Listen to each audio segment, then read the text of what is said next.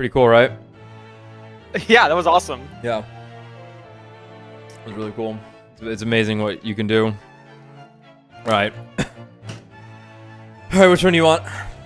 I'll take the guy on the left. Do you want to be the British guy or the other British guy? I'll be the British guy. Thank you. Okay, very much. okay. The guy on the right. He's a bumblebee. He's got a thorax. He is a bee. And Yeah. wings. He reminds me of the dude from the third case of Trials and Tribulations with the restaurant, because there was the old dude that The French guy? no, the crotchety old guy that hung out in the park. That liked outfits. Yeah. He liked the maid outfit, specifically though when it was Mia. Right. I mean, he's right. Yeah. And this guy kind of looks like him, but yeah, he's a bee. I'm a bee. A goddamn piece of British shit.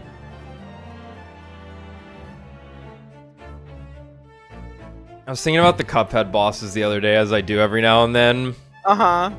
And this is relevant because you remember what the first phase of the bee boss has. The platforming. It has the British Bobby officer Right. that comes and attacks you. And I'm like, a whole 50-hour shower, right, of me just thinking about the Cuphead bosses, and then I get out of the shower and I'm like, why the fuck did I start thinking about the Cuphead bosses? And I'm like, oh right, the British bee guy, and now here we are. Here we are. It all comes back to the British bees. And the British bees, and Lord Mick, Prince, man. These guys are gonna have really good fucking names. Really, really good names. All right, Tommy, name every boss in Cuphead right now. You know what? Like, I don't know their names. Don't help them, chat. I don't know their fucking names either. So, fuck me. I know Grim Matchstick as is the dragon because it's sick. The frogs, the flowers. Yup. I've only fought them all twice. You've only fought them all twice. And by twice, I mean 50 times each. Yeah, that's generous. Oh, I'm sorry, that's lowballing it. Yeah. I mean, the generous opposite. would be. all right, here's the trick. You gotta think of them by island. It's 5, Right, so 5, and 7, and then obviously you know all the ones at the end of the game. Yeah. Fuck. Vegetable, frog, flower. I only missed 2 when I was trying to think of Fuck these. me, man. Think of the trying to map. think of the first island. Yeah. Yeah. Okay, so the first you got vegetables is available right away. Yeah, and with the flower being the final boss of the first island, right? One of the options of the final boss. Yeah. Okay. Yeah. Yeah. The flower Frogs being are like the big first boss of the second island, right? The frogs are on the first island. They're on the first island. Okay. Yeah, the frogs are the first island. So you're missing 2. Yeah. Fuck me. I'll give you a hint. One's a flying boss. Okay, the first flying boss, is that the... It's not, the first one's not the cuckoo clock, is it?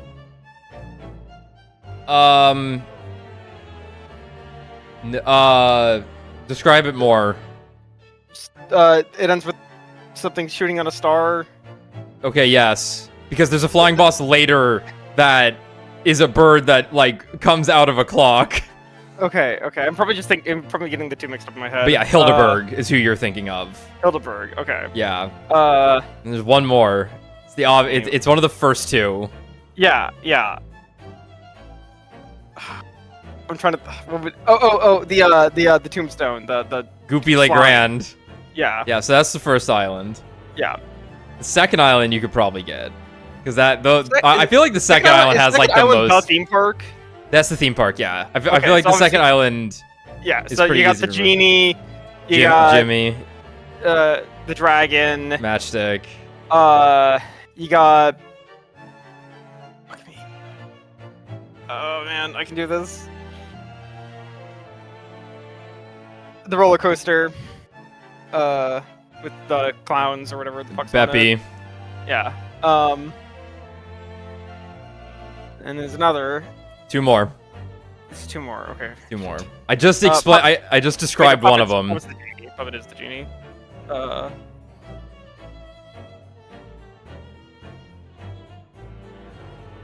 Obviously, the other flying one. That's the bird. The bird. Yeah, the annoying bird one. That was the one. I remembered it, but it took me a minute to remember where exactly that one is.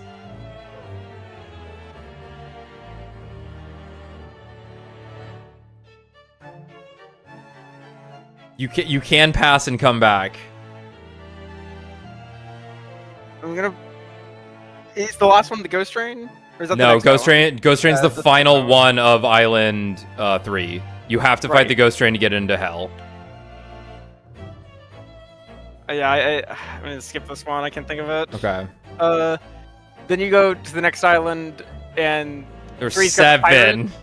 It's got the 7. pirate, uh, the bees, like we just talked about. bees. Yeah, Yeah. bees. That was the big one for us. Was it? Lighthouse. I feel like we were on the bees for a while. Maybe I'm crazy. Actually, there were 3 I missed. Now that I'm thinking about it, I did forget 2 on this island. Yeah, the opera house or the theater. Yeah, Sally Stage whatever her Play. name is. Sally Stage Play. Yeah.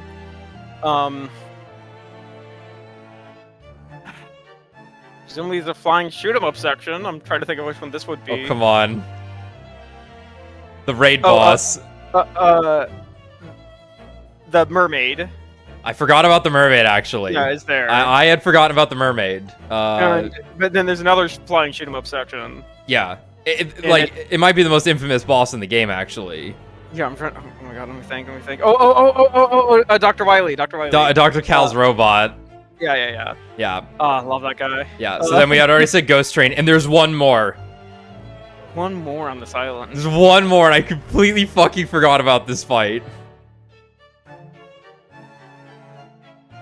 Yeah, I already said the pirate.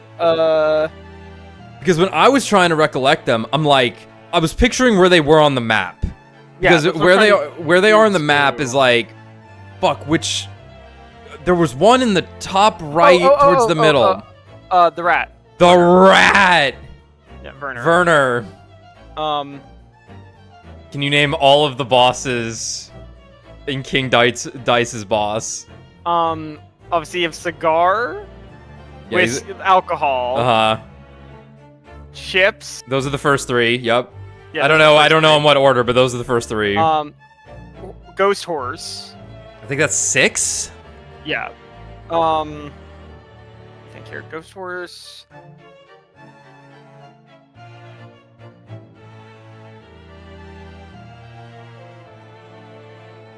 There's the simple monkey at the end. Yeah, that's 9, I believe.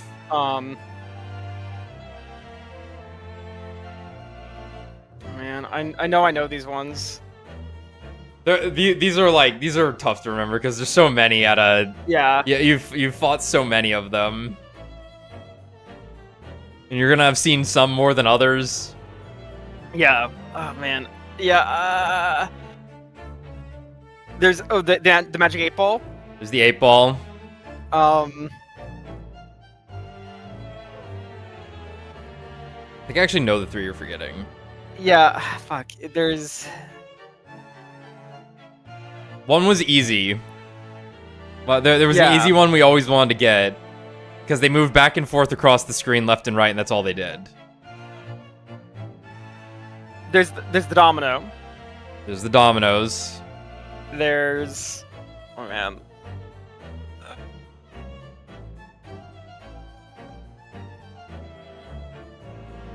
I don't think I can think what the last 2 are. There's pirouette, which is the roulette, which is the roulette wheel. Who we Describe it a all... little bit more. What's up? I can't picture which one's that. It's the ballerina roulette wheel that dances back and forth across the screen. And she was always the one we wanted because she was super easy. Yeah, I barely even remember it. Yeah, because she was so easy. There's the rabbit magician.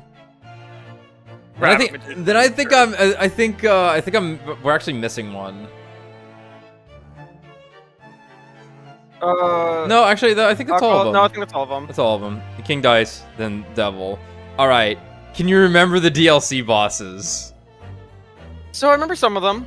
Obviously, I remember the fucking meat horse. The meat horse is the first one that comes to mind when I think of the DLC. Yeah. I remember the spider gang. Yep. That was also. I think that was also one of the things that came to mind because I'm like, were they British also? I was like, no. I was thinking of the bees actually, not the mob. I can think of the secret boss, the angel devil thing. Yeah. I think of the final boss, of course. Yeah. There's the ice boss. Yep.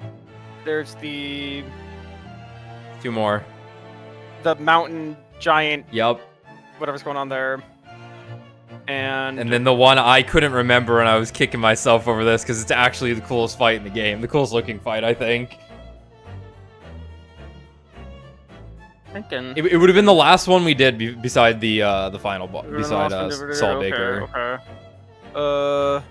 I think it was the last one. We might have actually done. I thought we did the ice one last. We might have. I think we did do the ice one last. Those were because they're at the back of the island. Yeah. Oh, the dog with the eyes. Fucking dogs. I was like, fuck.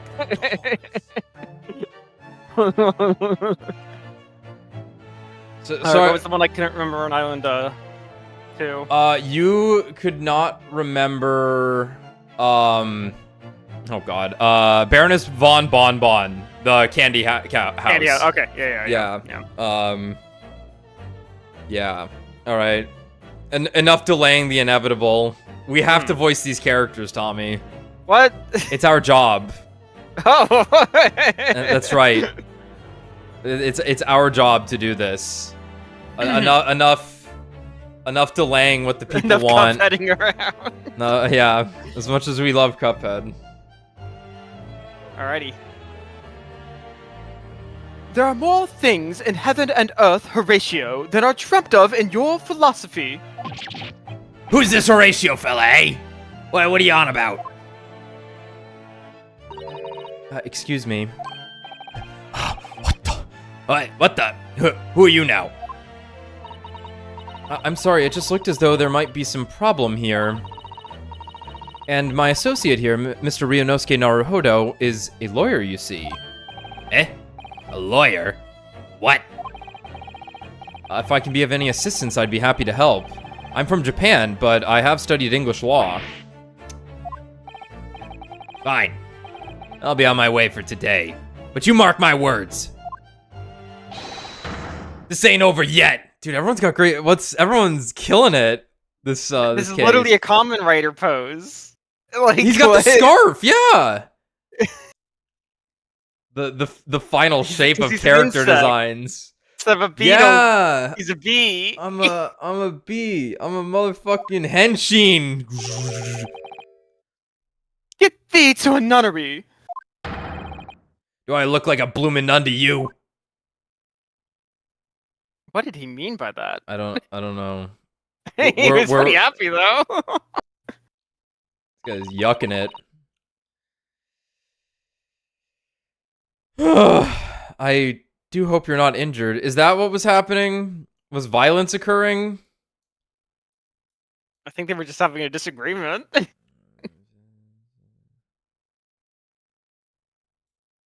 Moved to prison. What's the matter? It looks like something's going on over in front of Garadeb's house. I know thee not, old man. Fall to thy prayers. Who you calling an old man? You run like Okay, we have no idea what's happening. The thought was just classist. I do hope you're not injured. I mean, who isn't? I mean, fair Eastern maiden, thou art so gentle. Thank you. What was that all about?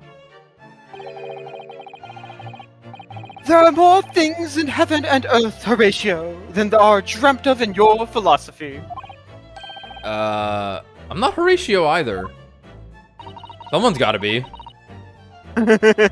Forgive the inquiry, sir, but... Are you a lodger here? In the Garadeb residence? Oh, fair Eastern maiden, thou art so right. Yes, I do dwell in this humble abode. Mr. Garadev mentioned that he had another lodger, didn't he? This must be the man.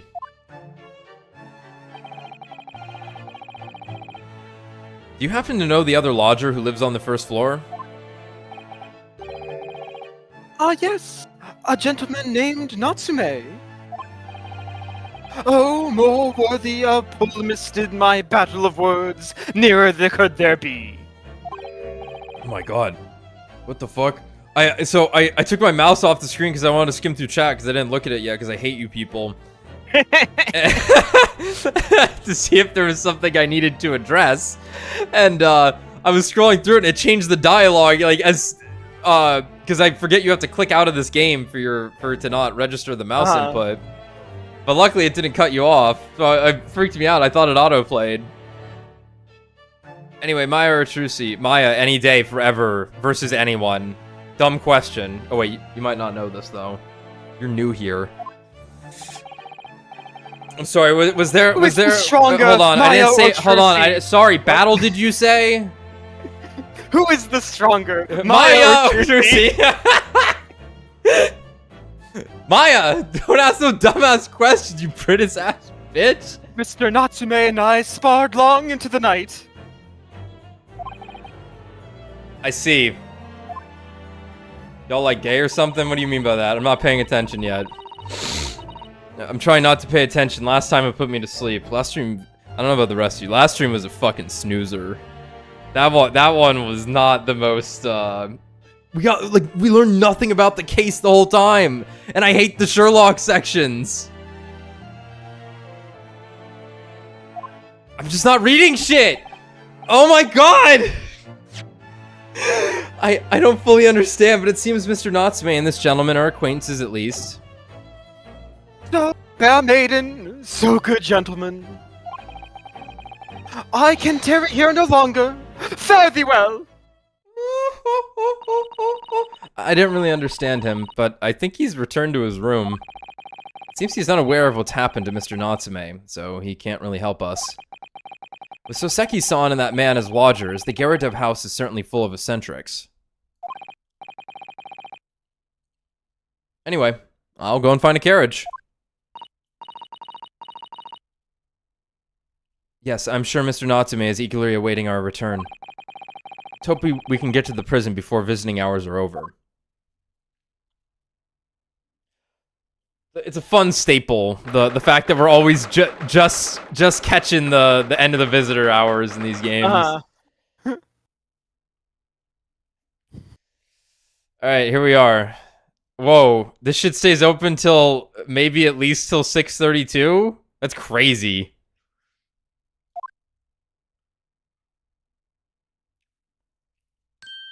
Well, there weren't labor laws yet, you know. It's you're here, you came, locum student Mr. Naruhodo Esquire. I can't believe you came back! I'm so touched! Wow. We are so sorry to have kept you waiting, Mr. Natsume. Oh, no, think nothing of it. Relax! If I were a cat, I would purr with pleasure at the company of such fine compatriots. Noble, nurturing, never-failing Nipponese! Oh, now let's not get carried away. I'm gonna bet this is Zeke's. I'm gonna bet it's Zeke's, but it could be anybody. Oh, I quite agree. There is nothing more reassuring than the familiarity of one's native land. On the other hand... Yeah, close enough. It's through friendship transcending international borders that one truly appreciates the fact. Such is my belief, at least. Not you again. Not you again. What are you gonna do, arrest me twice? Oh, it's... Yes! Ah! It's you. The miserable, rotten spy! Herlock Sholmes!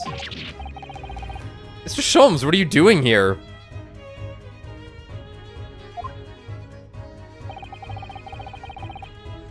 I have no intention of doing anything or anyone per se. Save observing, of course. Whatever do you mean, Mr. Sholmes? Well, having encountered some curious reading material in that gloomful room, and having unmasked the secret identity of that eccentric pair, that totally mattered, I decided I should drop in on my way home. I almost said new home. To see how our divested friend is faring. Gloomful room? At least your accommodation here offers a window, my dear fellow. In that sense, it is the superior option. Even if you have to pay tax on it now as a prisoner. Oh wait, they abolished that. Anyway, I must commend you on your taste in books. My day has been a delight and cost me not a penny. Arrgh! You! How dare you, Sherlock Sholmes!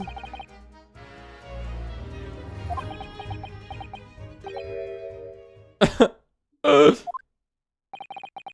had it. I'm through. I'm at the end of my rope. I should never have come to Great Britain, or should I call it Mid-Britain? It was a terrible mistake. Haunted by the spirits of those accursed lodgings. No doubt my luck will be cursed in tomorrow's trial as well. My whole life is bedamned!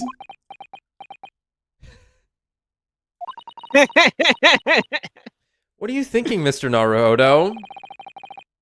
You mentioned that once before, didn't he? That his lodgings were cursed, I mean. And there is much truth in Mr. Mustache's words.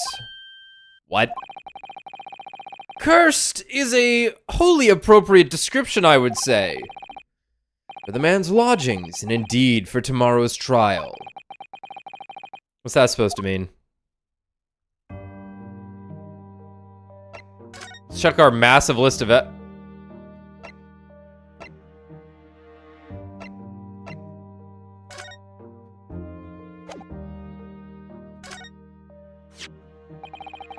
We found this receipt in your room, Mr. Natsume. Yeah? And? That's right. I went out to buy some new old books. Isn't that a contradiction in terms? No. Everyone knows what he meant. And it was on your way back to your room that you saw that woman being stabbed. She's dead! I thought to myself, she's dead! My mind went completely blank. Before I knew it, I was back in my room, trembling like a leaf. A bookworm hoping to worm his way out of a bad situation? Mr. Naruhodo, please do be careful not to think such disparaging thoughts. No, this is straight up mind reading. How could you possibly know?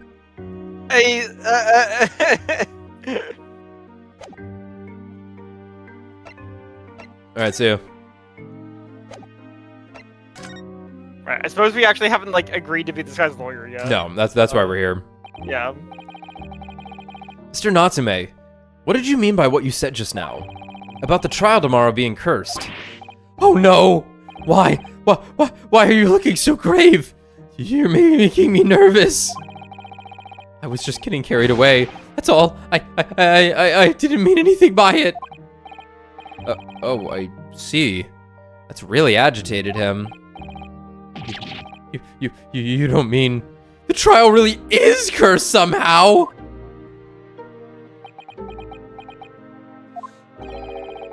Are you referring to the prosecutor? The Reaper of the Bailey. The Reaper?! Oh no.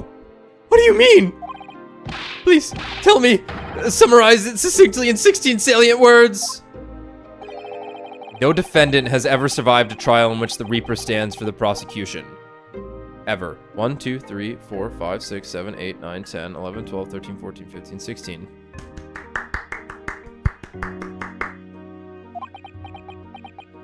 Nice. Oh my goodness, can it really be true? That was 16 words exactly! Yesterday, Mr. Naruhodo successfully defended someone against the Reaper. With Then after the trial was over, Sussy, shush, shush, shush, shush, shush. No, don't say it, don't.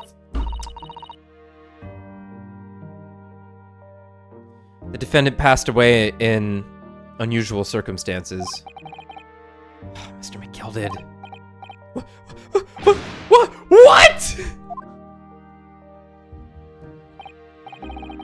I'm impressed, Miss Susato. You have an eye for detail. Actually, the Lord Chief Justice told us. Mr. Sholmes, surely it can't be that having failed to have the accused convicted, Lord Van Zeeks killed the man himself. Oh, no, he couldn't have, surely.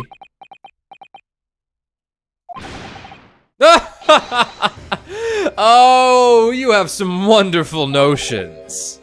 Sorry?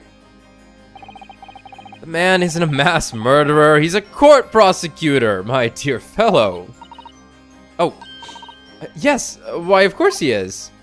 Ah, of course he is. Then why are you trying to scare me? It could be said, however, that the real truth about the man is even more terrifying than your hypothesis. What on earth do you mean by that?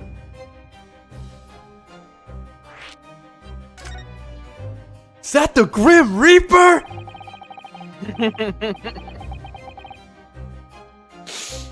Van Zeeks is a quite exceptional man. However, in London courts of law, exceptional does not equate to winning every case without exception. That's good. Seki-san looks like he's going to cry tears of joy.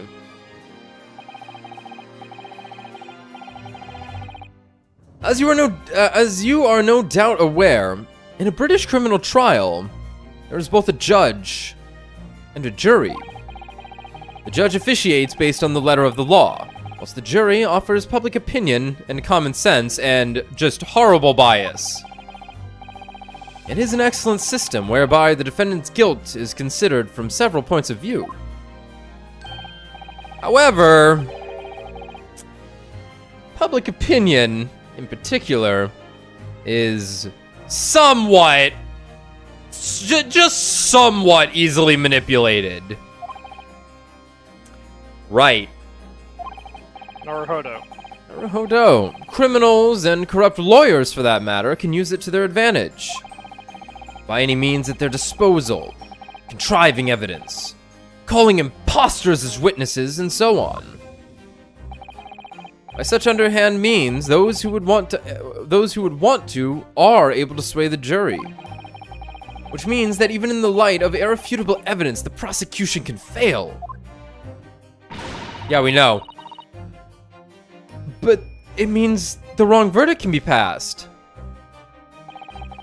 Sadly, is from time to time, my dear madam. It is simply the reality of the situation. And that's all right?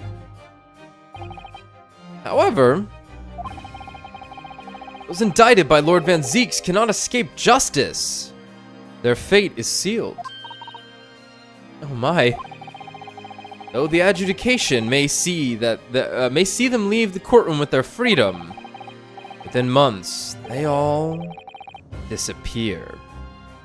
It is most striking. Disappear? But how?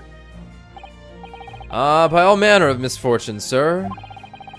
Perhaps they are trampled under a passing carriage. Perhaps they fall into the Thames and drown. Perhaps they are suddenly overcome by a raging fever. Or perhaps attacked by highwaymen. Oh, no.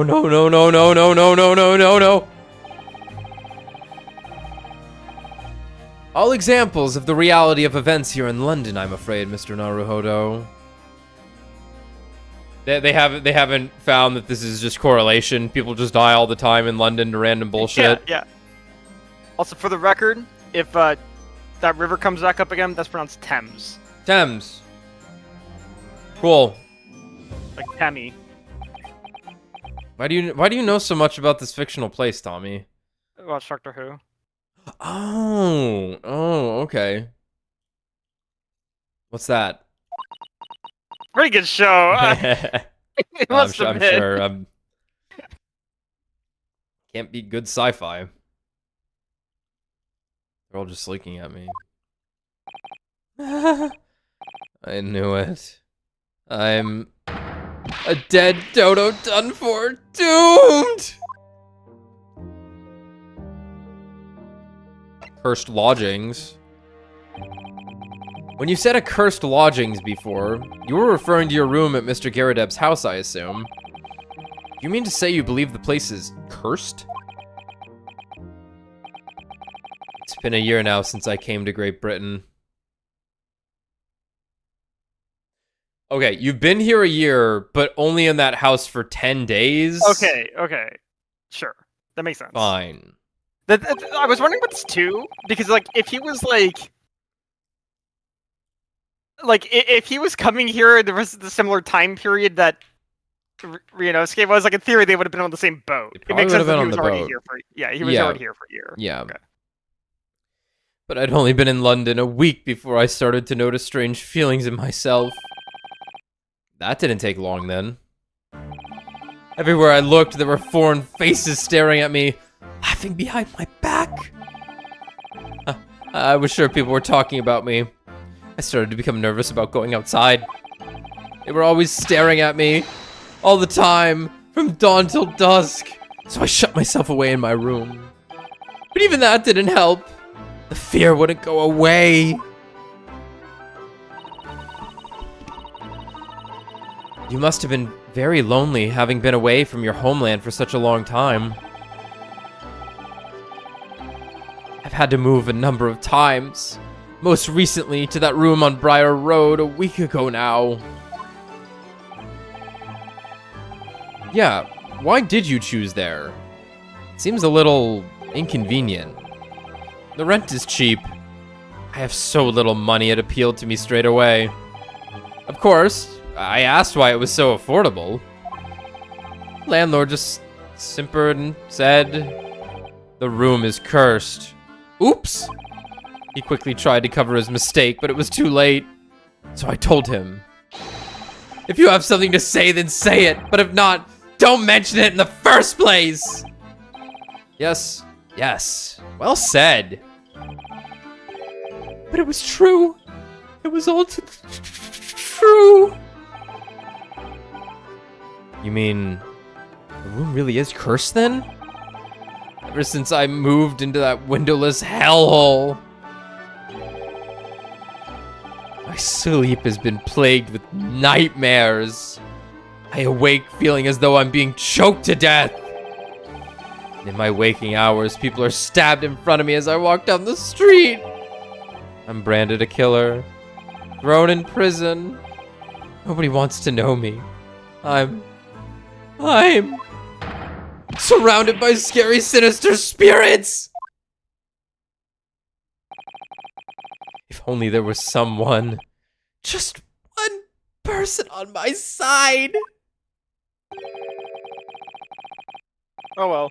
Can no one find it in his or her heart to believe in me? Really? No one looks straight at us at all? To believe.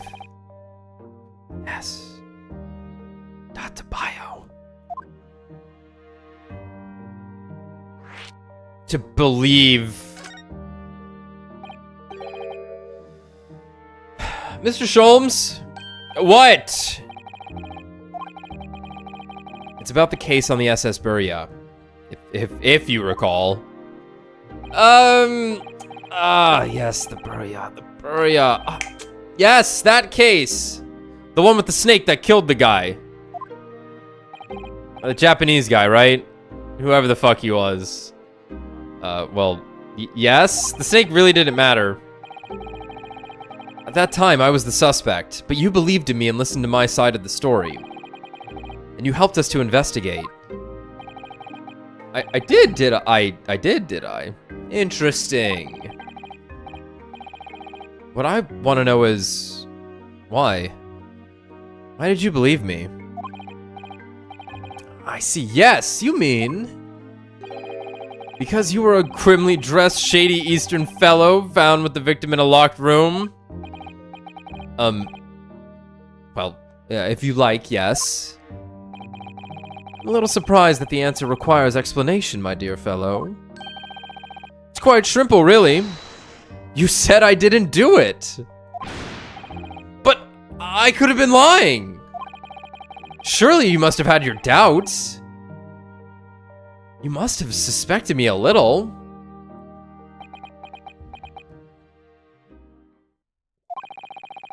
I think perhaps you have misunderstood.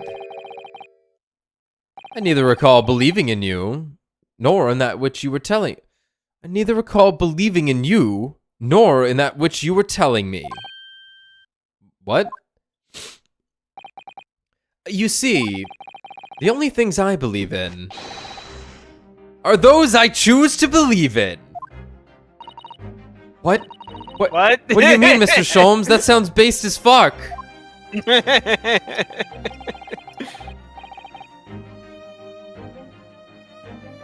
This is king shit right here. I make up my own mind about what is to be believed and what is not. If I should like to be believed in something, I do. The circumstances can hang as far as I'm concerned. But I could have betrayed your trust. In that case, I should have made an elementary error of judgment, nothing more. Betrayal of trust is an overused excuse, in my opinion. I will remember this song, what I assume to be Sholmes' theme. Betrayal of trust is an overused excuse, in my opinion. Meaning, whether or not one should trust another is, in the final analysis, down to oneself. It is a matter of whether or not one can trust oneself. Yes. Yes, he's right! He's right, locum is there a different way to say this? Locum, the locum student, Mr. Naruto Esquire. Yeah, I don't know what this word is. It's Latin. Like cum laude? Summa cum laude? I think he's a locum. Locum... The locum student. Temporarily fills the role of another person in the same profession. Okay, like it's. Oh, that makes okay. Substitute. Yeah. Okay. Whether or not I can believe myself. A defense lawyer is only as good as his faith in his client. And that comes down to how much faith he has in himself.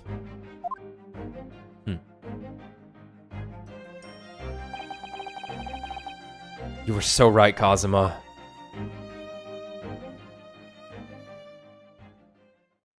Wow, I can't believe Sholmes' insane ramblings just inspired us. Locum. Well, my dear fellows, it is time we were leaving, I believe. Already? Visiting hours are over. The guard will be here shortly to escort us out. There is a restaurant near here that serves excellent trout. Would you care to join me? Can I come?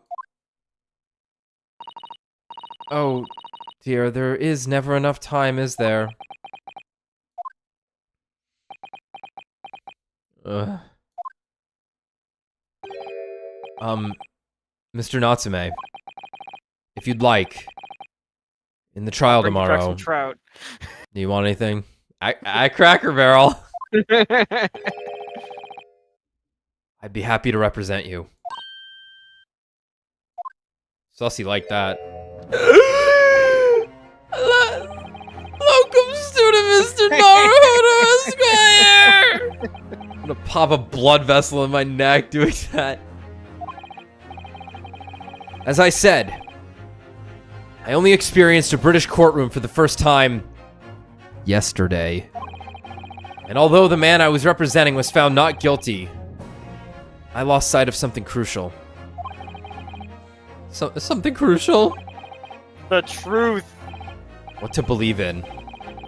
The defendant, justice, or the truth. How to believe, even. But I think I've finally worked it out. I've decided I must believe in myself above all else. To trust my instincts. Do they teach kids to write like this in Japanese school? Every fucking game has this shit. I'm a sucker for it. But it's inescapable.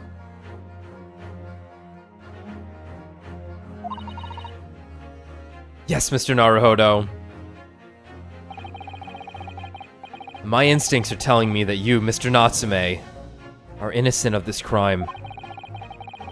And it's imperative that we prove that in court. Oh, come staring at Mr. Naruhodo. I will fight for your innocence until the bitter end. With every weapon available to me, unsheathed katana. So I hope you'll permit me to represent you tomorrow.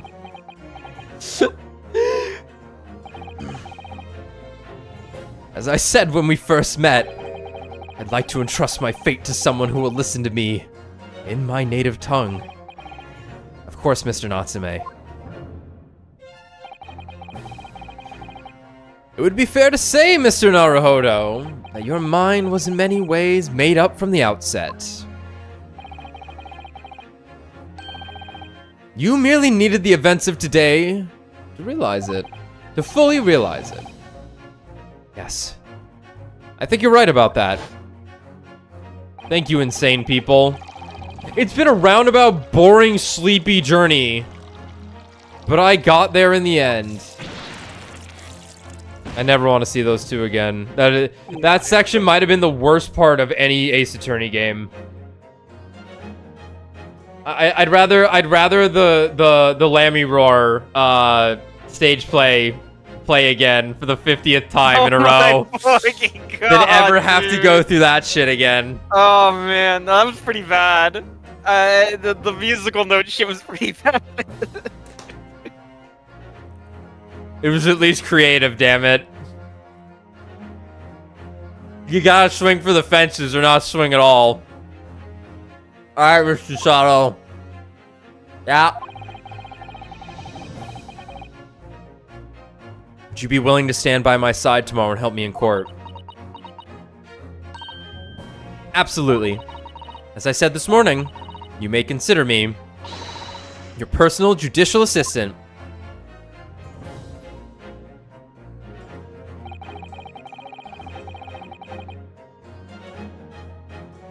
The shocking events of yesterday's trial still weigh heavily on my mind.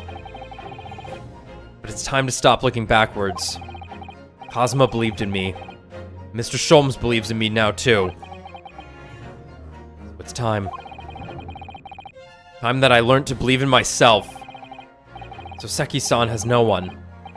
He's all alone. So it's my job to help him. To fight his corner. Tomorrow in the courtroom. With all the strength I can muster.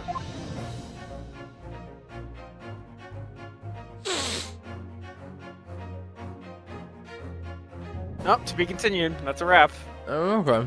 Alright, guys. Well, you know, instead of doing 2 in a row, break on Wednesday and 2 in a row Thursday, Friday, we're gonna do every other. So you know, we'll all see you later. Bye now. Okay. No, but really, we're gonna do every other day. For this week, we're gonna do tonight, Wednesday, Friday.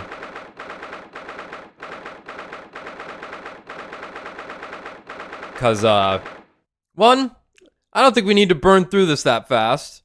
Probably give more people time to catch up in a stream like this since it's so story-focused. And also, it actually was hurting me. This has been one of the few streams where I think I've actually been worn out from doing it consecutive days. It's kind of rough. All right.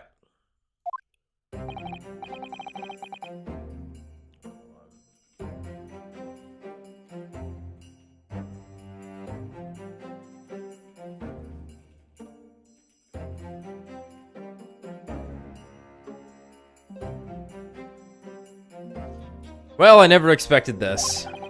Who'd have thought we'd be back here again so soon? Us.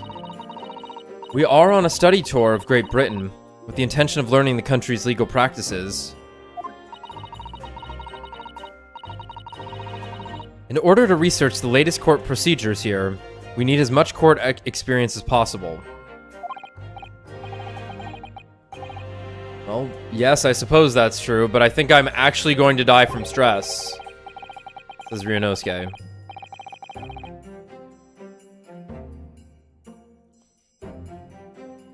No, you must obviously suffer for our entertainment. What else is streaming for? Oh, I read that as what are you streaming for then, and I'm like, wait, I have to find this out for myself. Trust your instincts. I have to trust my instincts and believe in me, and believe in my chat, and my clients, whoever they may be, and then I can become the strongest streamer on the planet. And defeat the evil of the system, I guess. But alright. For the person in the dock, it may well be in his or her... For the person in the dock, it may well be his or her one and only time in court. And it could be life-changing. In which case, treating it as research may seem a little crass. Oh, when you put it like that... You're quite right. Good morning! Who the fuck is this? Yeah, that's just gonna be our guy, right? Yeah. Good morning! His eyes look worse. Looks like he's been crying all night. Do you look like that in the prison cell? Oh. Ah, Mr. Natsume, good morning. Oh dear. Are you alright? I was right, your eyes are terribly bloodshot. The early bird catches the worm, as they say here in Britain. Yes, I've heard that expression. But I really don't want to catch a worm. So I tried desperately not to wake up early, but I was so worried I couldn't catch a wink. Now I'm absolutely exhausted as a result. Do all literary people take things so... literally? That was very funny, Mr. Naruhodo. Thank you for putting your faith in us today, Mr. Natsume.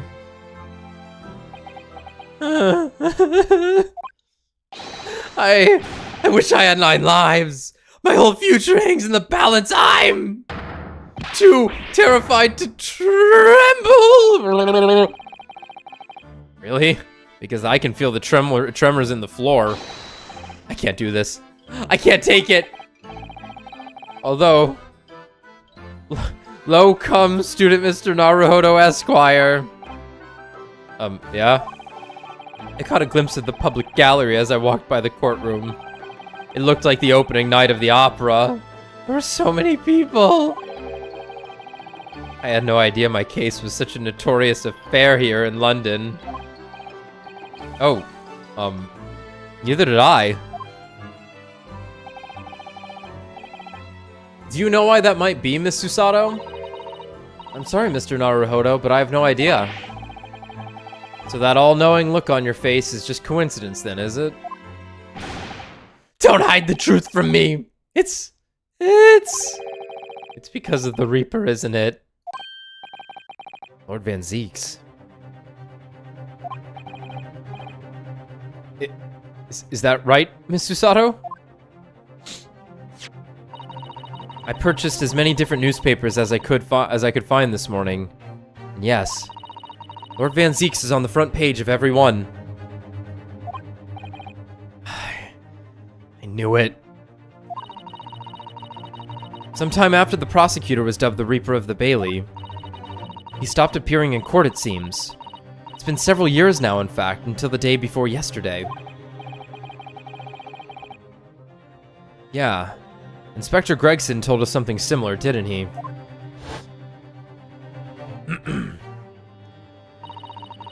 The trial 2 days ago marked Lord Van Zeek's return to the courtroom after a very long hiatus. The trial of Magnus McGilded. Ugh, what a harrowing experience that was.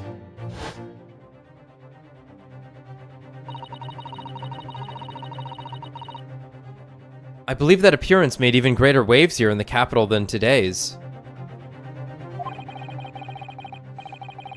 But we wouldn't have realized, of course, having only just arrived in the country.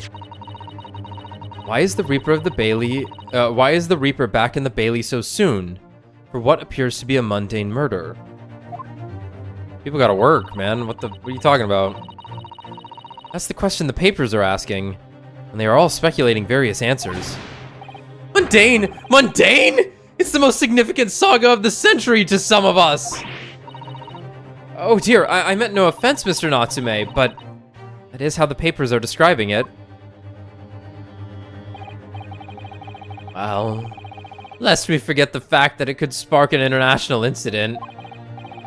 Obviously, the reappearance of this infamous prosecutor has caught people's attention.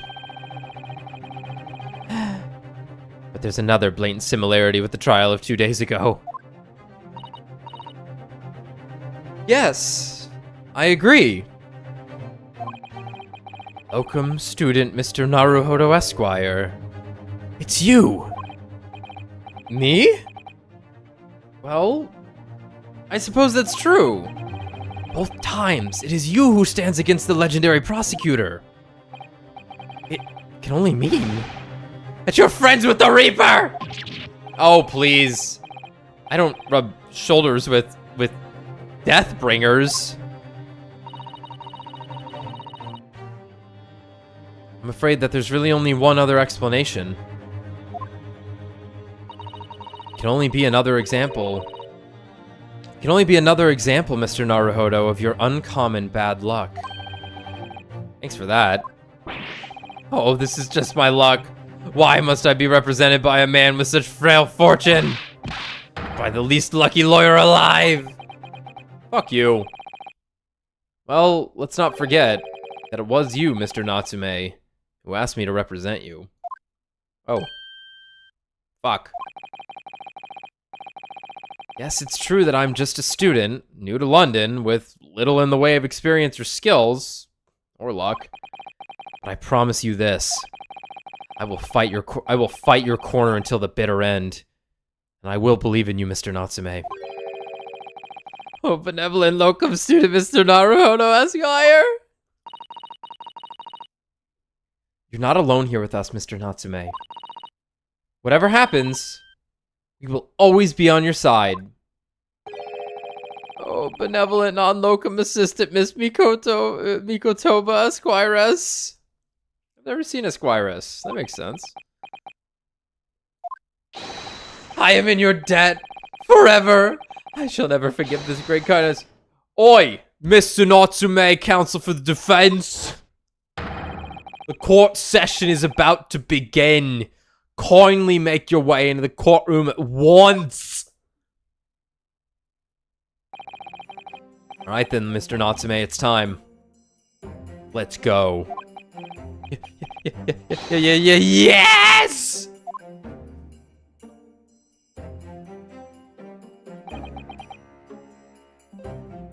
This is it. My second appearance in a British courtroom. My second trial against the Reaper.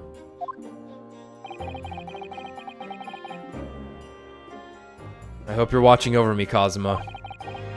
Because this time, I won't let my faith waver.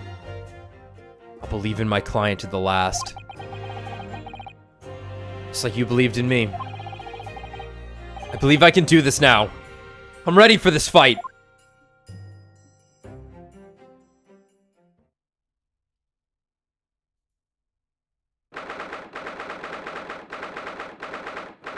I'm gonna take Van Zeeks this time. You take our boy, Mr. Naruhodo. And obviously we'll dole out the rest from there. Oh my god! Did you see who was in the fucking jury? I did not know. It was the fucking maid wife from last time. Oh, great. Great. In the name of Her Majesty the Queen, I hereby declare this court to be in session.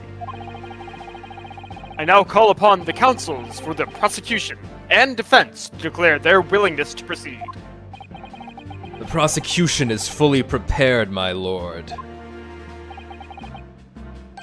The defense is ready, my lord. The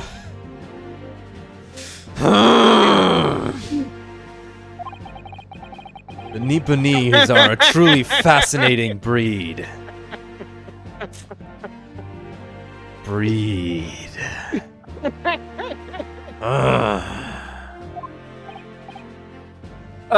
Sorry. What? Sorry, what? Lord Strongarm has told me all about you. That you are a student who arrived in London but 2 days ago. Mere amateur. Do you have a point? Being a compatriot, you feel compelled to try to help the accused, I suppose. Typical Nipponese arrogance. That's the type of arrogance I like. I like what gets my senses going. That's a bit direct. I like him Nipponese. Hot and arrogant. Wait, hot and arrogant. Also, I'm into the Japanese. Sorry, that was my bad. That one's on me. Forgive me, but I do not believe arrogance is an appropriate description. Oh, they talk back!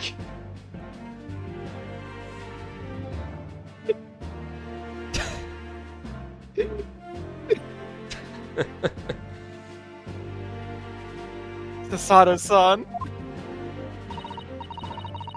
After all, at our previous encounter, the defendant was found to be innocent.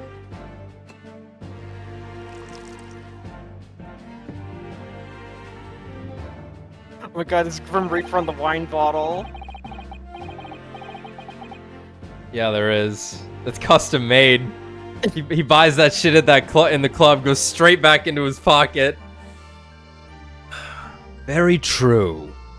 And a most fascinating, if dark, trial it was too. The tragic conclusion came later, of course. Here's to the acquitted in his unfortunate, violent end.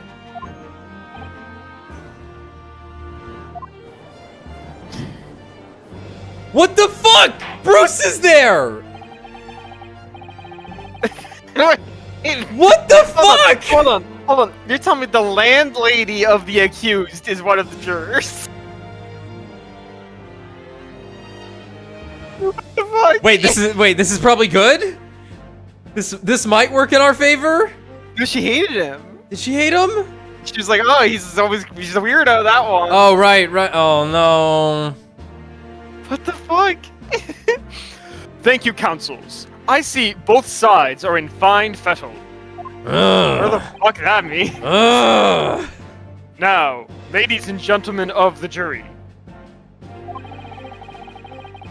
Are you ready to carry out your duties here in court as impartial, looks at the camera, members of the public?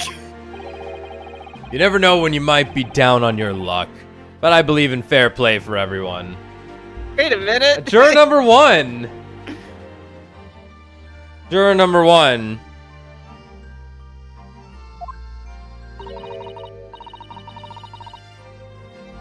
Well, I must warn you, I'm rather more ruthless than I appear. Oh my god, wait. It's not the hat guy. Oh, bullshit, it's not the hat guy! Hold on. But his head's completely different. Is his face, is that not his face? No, he had the blushing. This guy has patching under it. Is it his brother? It might be, yeah, it's they look really similar. Normal hat McGee. Whatever, give him the same voice as the other guy, but like slightly more confident. Well, not me. What you see is what you get. I'm a peace-loving fellow. Perfect. I'm afraid to say I think it's quite possible that mustache disgusting foreigner did the deed. Come on, what are we waiting for? No doubt he did it anyway. Sorry. Sorry. Didn't quite catch that. Oh man, I love my retinue of fucking monstrosities, my fellow countrymen. Very well. Let us proceed. This guy radiates bottom energy. Your opening statement, if you please, Lord Van Zykes. You see, I haven't slept in days since seeing these Nipponese. I'm sorry, Your Honor. What? Okay. Very recently, Great Britain signed an alliance with a rising power in the Far East. The accused in the dock today is a student from that same land. A certain Mr. Soseki Natsume. Did I get it right? I hope I got it right. I want to look cool. And while our country has extended this foreign student the warmest of welcomes, regrettably, the kindness has not been returned. In fact, this student is accused of a most sinister act. Of plunging a knife into the back of an innocent woman who was doing nothing but walking down the street. Knife crime. I tell you from bitter experience, those are the worst. Bloody oath they are.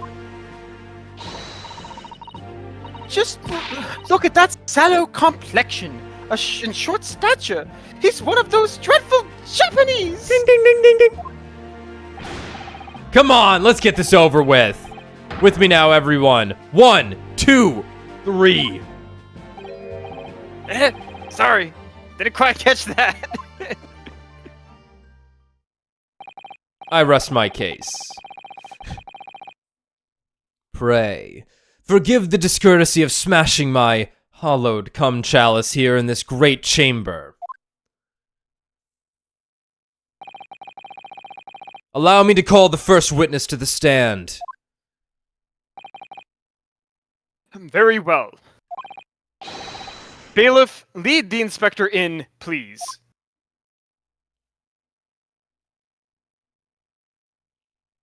Wow. We knew this. Your name and occupation, please. I gotta get a better voice for him. I'll figure it out. Yes, sir. Tobias Gregson, Detective Inspector at Scotland Yard. Would you please summarize the events of the case for the court inspector?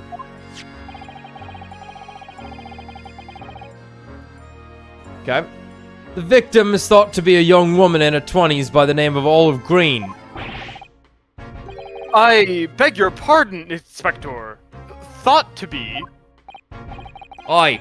Having been stabbed in the back by her attacker's knife, the victim fell unconscious. That was 3 days ago now. She's been comatose ever since. What? They don't even know who she is for sure? Comatose. I see. But her life is not in danger? Fortunately for the Eastern student, the charge will not be murder. Yet. Pray, elaborate on the details, Inspector. Righto. Sir, if I could ask everyone to take a look at this street map. As I mentioned, the incident took place 3 days ago, at around 5 in the afternoon.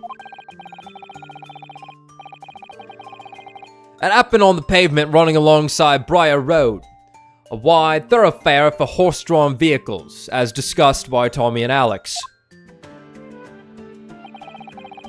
It had not long since stopped snowing at the victim, as the victim, Miss Green, was walking down the street. Out of the blue, she was approached from behind by the accused and stabbed in the back. Luckily, the young lady's life was spared and she's currently being treated in one of the city's hospitals.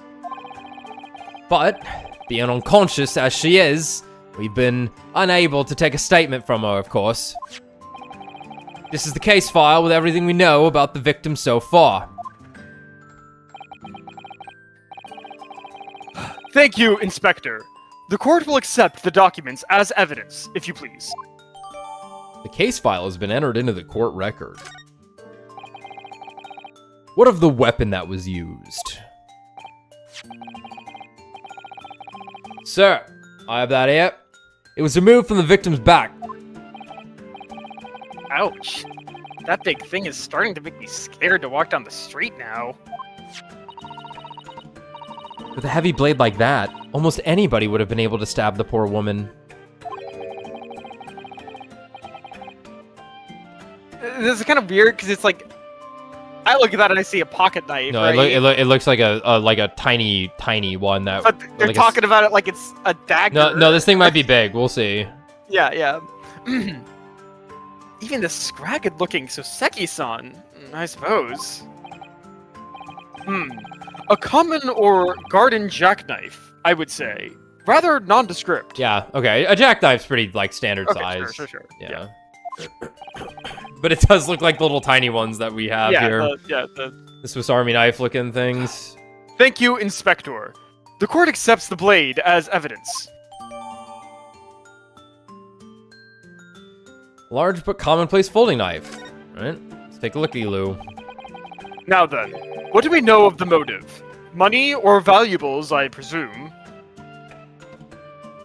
Motive? What? We never talk about the motive. No, the classic motive issue is What? what? What? Motive is like last-ditch effort. We bring that up, and people go, "Oh wow, yeah, no, huh?" We don't start with that. I guess this person who never met this other person wouldn't kill them for no reason. What is That's this? a good point. What is this ass backwards shit we're doing now? Look at this knife. Oh, it's a fucking open it, asshole. I suppose this is a little bit of a weirder case too. Okay, sure. It's That's flat. like a kitchen knife. You couldn't stab. Like you could stab someone with this, but it wouldn't go too well. The tip's broken off. It could be flat. That looks like it's made that way. That's not broken off. That's. I'm going with the tip's broken. I'm going with the tip is not broken. Let's see. Oh, look here, Mr. Naruhodo, just at the tip. A small piece of the blade may appear to be missing. No, remain paranoid. It's the opposite now. You're right. Well spotted, Mrs. Sato. We're not married yet. I wonder what could have happened to it. Yes. You don't think it could still be lodged in the victim, do you? Oh dear, I do hope not. That sounds terribly painful. It's a pretty clean break, and a very, very small amount managed to break off in a stabbing case. It's definitely bizarre, but... Yeah, if that's actually a break, I'm gonna be real curious how that happened. Sometimes shit just breaks, though. It's true. Like, I was golfing yesterday. Just fucking every bone in your body. The club just completely fucking shattered when it hit the ball. Damn. What were you fucking hitting steel balls? No. All right. Funny thing, it almost went in. Hey. That's exciting. All right. Incident report. Details. Young woman rendered unconscious following a stab wound to the back. Victim, olive green. Female, stout build, early 20s. Location, pavement of Briar Road, east side. Reporting officer, Roly Beat. Huh. Additional notes, the victim remains unconscious. Her name was gleaned from her personal effects. Other details are unknown. Apart from the single stab wound from the large knife, it's a large knife, no other signs of injury were observed. The assailant was seen running away by the reporting officer and was successfully arrested the following day. Okay.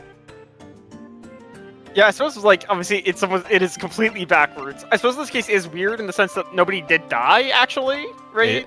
We're doing nothing is conventional or precedented, I should say. Yeah. With this game so far. Yeah, so like him asking for motive, like it is a different circumstance. But you think the motive would matter more in an actual murder versus in the scenario where no one died? Because they could potentially ask the victim, right? Obviously she's unconscious, but yeah, but it's like Money or valuables? Nothing was stolen. This was a hate crime, apparently. Yeah. Alright. Now then, what do we know about the motive? Money or valuables, I presume? From what we can tell by looking at the woman's possessions, it seems like she was a poor student herself. Odd to imagine she would have anything much worth pinching, me lord. I see. Well, in that case, we are looking at some deep-seated resentment towards the victim. Are we looking at some? I'm afraid I couldn't say. Apart from visiting second-hand bookshops, the defendant, Mr. Natsume, doesn't appear to get out much. At this moment in time, we haven't been able to establish any sort of connection between him and the victim. Yes! Good! Yes! If theft and grievance had been ruled out as the motive, what reason could Mr. Natsume possibly have had for stabbing the young woman? Yet, you arrested the man in spite of that, in a totally unjustified and heavy-handed way. Objection! Tell him. Objection.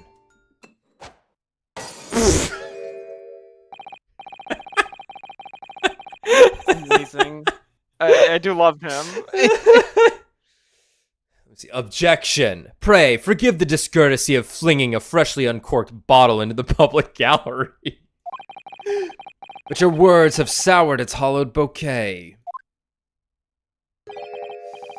For it is you, my learned friend, who is being heavy-handed here. What? Scotland Yard does not arrest people without having good cause. That should be beyond question. Inspector Gregson, the prosecution calls for your formal testimony. Explain to the court precisely why the constabulary came to arrest the Nipponese student. Yes, sir.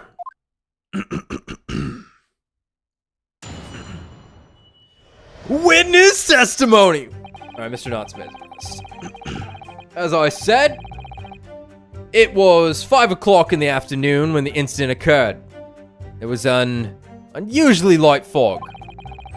His ability was reasonably good, and there was no one else but the victim and the accused. Out of the blue, the victim was stabbed from behind and subsequently collapsed on the pavement. The accused ran off, scattering his belongings all over the floor. Those being a number of old books he just bought. It was on his way home from a bookshop, it seems. It was just a matter of working out who the books belonged to, and we found the bloke to arrest him. May I see the books? Old books, you say? Yes, my lord. I have a photograph here of the scene of the crime, taken immediately after the incident.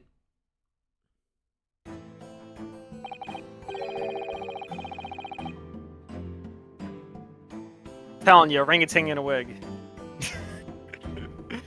Ah, yes. I can clearly see the books to which you are referring. No, like you say it enough, a monkey's gonna show up. The entire game will modify itself to have a monkey show up.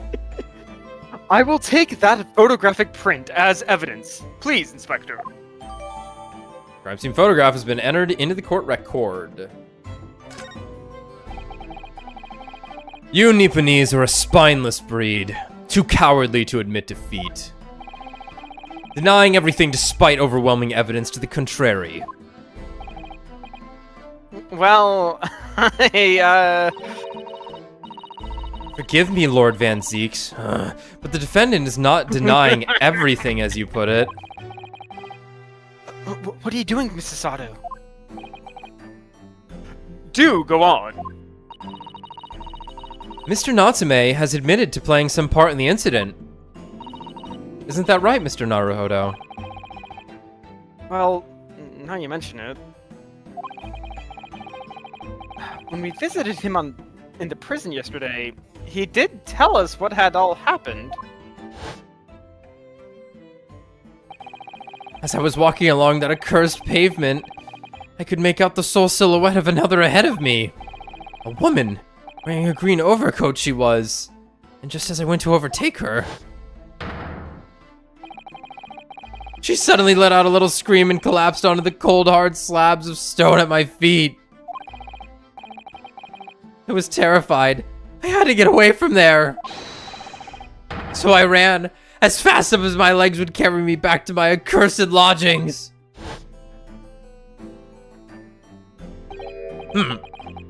Green overcoat.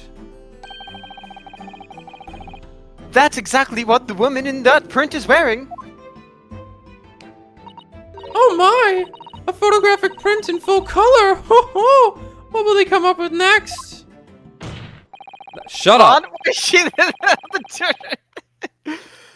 The defendant has done nothing more than admit he flooded the scene of a terrifying incident. That does not mean that he's guilty of the heinous crime of stabbing the woman in the back. There was nobody else there at the time. Just the two of them. The victim and the accused. In other words, there was nobody else who could possibly have stabbed the woman. The fact that the accused concedes.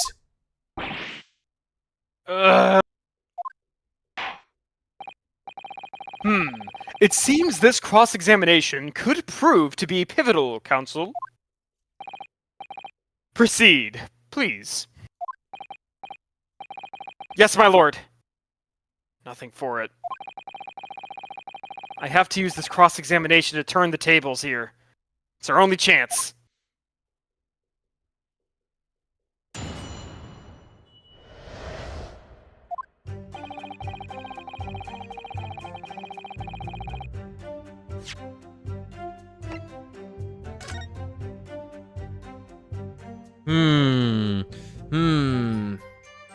Examine, zoom, and enhance. What are you looking for? I just want to see if there was any info on, like, the books here. I think one of our first things is gonna have to disprove, Right. these. So she checked out these books at 4:45. He checked Those these 3 books out. Or he checked these books out. Right, okay. so I think, well, let's just see. Yeah. Let's just see how it goes. All right. As I said, it was 5 o'clock in the afternoon when the incident occurred, and there was an unusually light fog. Arrest. A light fog, you say? Well, light for London. You can see the opposite side of the street for once. Not much farther, though. That's light, is it? On these parts, yes. Not something I'd expect a Japanese fellow like yourself to know, of course. I've read that London is famous for its fog. But in my country, people usually imagine that gives the city a rather beautiful appearance. How quaint.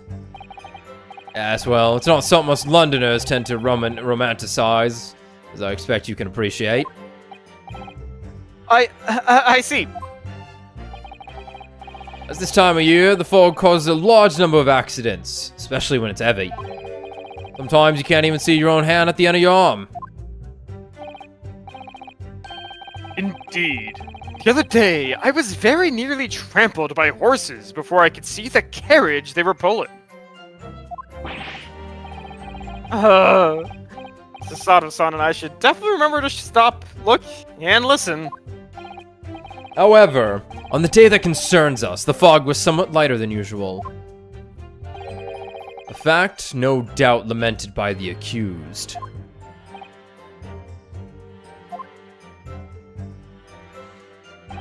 Alright. Visibility was reasonably good, and there was no one else about but the victim and the accursed. Hold it! How are you able to state that with any certainty?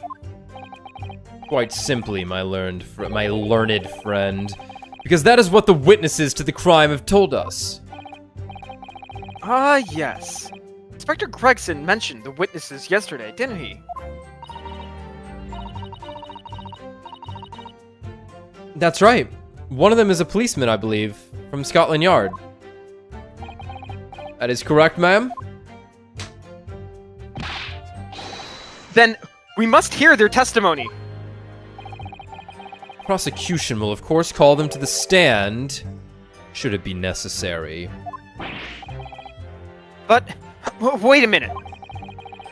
At 5 o'clock in the afternoon, in the middle of winter, it would have been dark already. No matter how light the fog might have been, no one could have seen... I'm unaware of the situation on your tiny island in the east. Oh, our tiny island, yeah, uh-huh. But here in the capital city of Great Britain, all main roads are illuminated in the night by gas streetlights. Fair enough. Yep. In fact, we know that that cop might have been turning them on. The prosecution believes that there would have been ample light by which to witness the crime. Right. Here in London, for the first time in history, mankind has completely conquered the darkness. Which means we really need to hear those witness statements. If I could just get through the fog of this cross-examination, maybe we'll be able to.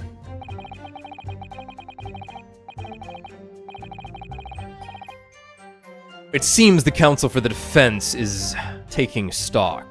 Continue with your testimony, Inspector. Out of the blue, the victim was stabbed from behind and subsequently collapsed on the pavement. Hold it! From behind, you say? That's right, as you can see from this print.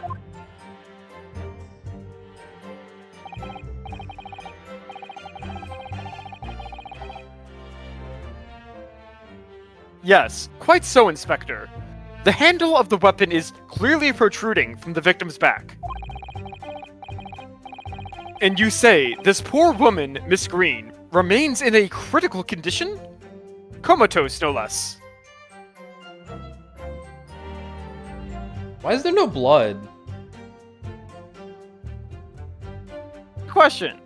Because the tip of the knife kept the blood in. I don't know. As we know, monkeys don't bleed. No, monkeys don't bleed. I'm afraid so, my lord, yes. She's been treated, she's being treated at bots. I was hopeful that she'd come around before the trial started so I could take a statement, but it wasn't to be.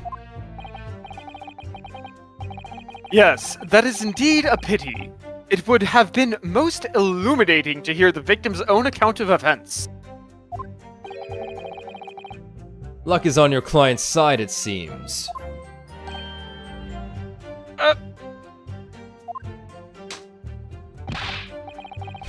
On the contrary, my client has been exceedingly unlucky. Your force of tone is seriously undermined by those disturbingly wide eyes, I'm afraid. The accused ran off, scattering his belongings all over the floor. Hold it! Mr. Natsume's belongings? I think you'll find it's all there in the photographic print of the crime scene. They're like perfectly placed around her. The 3 books on the floor. That's right, my lord. Second-hand books, they were. Irreparably damaged after falling in the snow, of course. Really? The accused could easily have carried all 3 books in one hand. Which means... his other hand would have been free to wield a knife, for example. He's very clever, isn't he? What do you mean? He's made it extremely hard for you to assert that Mr. Natsume had his hands full with his books. He's managed to close the one avenue of escape we might have had before we even knew it was there. You mean to say that the defendant was holding his belongings as he thrust the knife into the woman's back?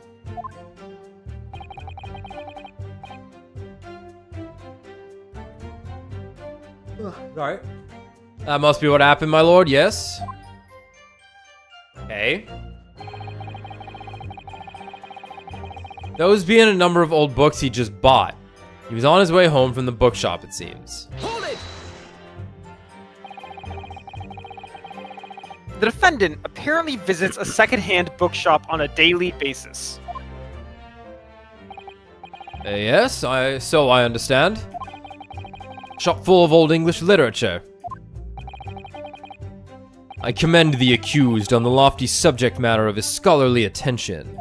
The bloke's room was stacked floor to ceiling with those musty old books. Can you tell us more about the bookshop in question? Please, Inspector. Well, if I must, I'll have to ask you to look at the street map again, I'm afraid.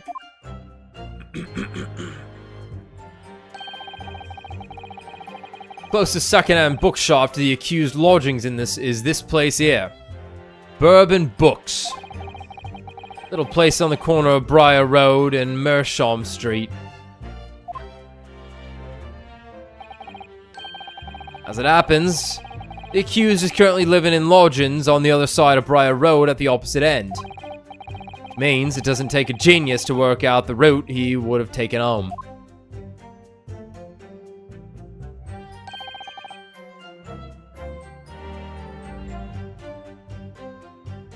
Something like this. Fair enough. Yeah. Yeah, fair enough. But, like- I'm probably walking down the road and then crossing, rather than crossing then walking down. It depends, because it's like, it's the Does depend. if you can cross right away, you should cross right away, because you don't know if you can cross later thing, right? Right. The street But, you could yeah. probably cross whenever. You know what? Alright, here's the problem. I don't know if you can see my mouse, Tommy, but everyone else can see it. I can. Okay, this should have been the play. Path of, like, who's actually crossing this fucking road right here? No one, exactly. Mm-hmm. Alright, you go straight diagonal to it. Yeah. Anyway, something like this. Local maps information has been updated in the court record.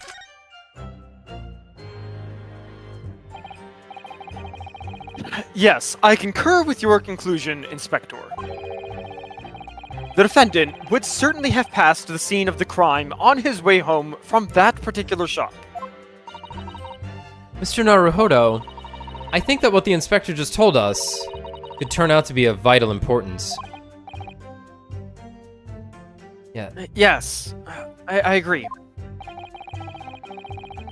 The most important point that the inspector just made being Going with the bookshop's location. Did we not go to that store? I imagine we did. Your books. That is not. We did the not same go. store. Yeah, I was gonna say it's a different fucking store. It is not Bourbon Books. Bookshop's name. Inspector Gregson, may I ask you a favor? What?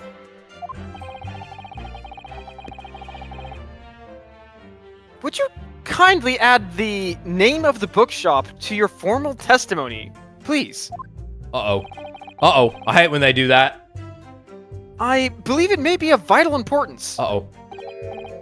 Maybe? Oh, well, you know. I mean, yes. It could be a very important clue. Alright. Very well. Not that I can see it being of any great significance. No one asked your fucking opinion, Judge. Please revise your testimony accordingly, Inspector. Yes, sir, my lord. Whatever you say. Could the man be any more sardonic? He's on his way home from Bourbon Books. All right, we will get back there in a moment. It's just a matter of working out who the books belong to. Ugh, excuse me. And we found the bloke to arrest him. Hold it! You asked for the help of the famous detective, Herlock Sholmes, to locate the defendant, I believe. Tommy, I have to ask. Yeah. Are you saying Shlomes on purpose? Is it actually pronounced Shlomes, or are you simply doing that naturally? No, I guess, yeah, I'm just doing it naturally. It's fun. I was just wondering. I'm not upset. In fact, I kind of like it because we're in Britain and they don't say things properly. Yeah, but it would be Sholmes. It's just how I was reading Mr. it, I guess, Shlomes. Yeah, it's Sholmes. Oh, Herlock good. Sholmes. I was just curious.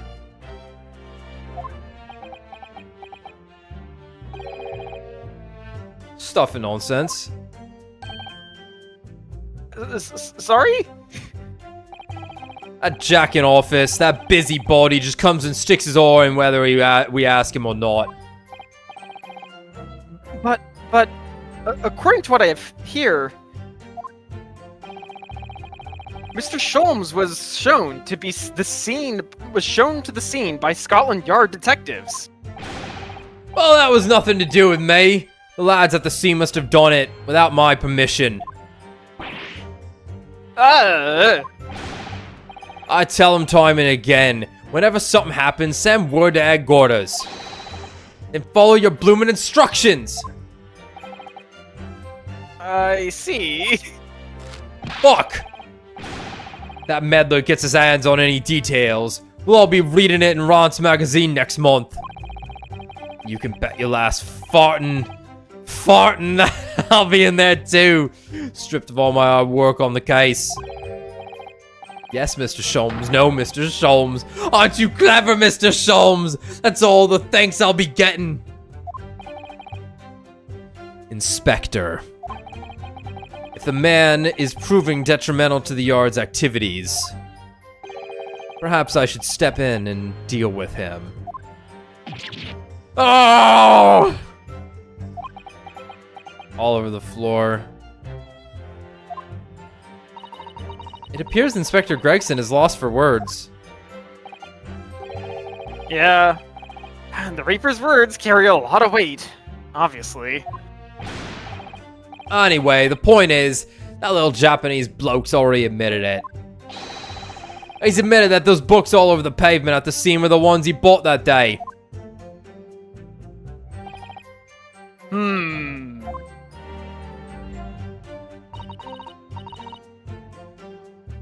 What do you think, Mr. Naruhodo? If you're unable to sway the jury during this cross-examination, I'm afraid... That Mr. Natsume's fate will be sealed? Yes. And they're sure to find him guilty. So, one way or another, I have to expose an undeniable inconsistency in the inspector's testimony.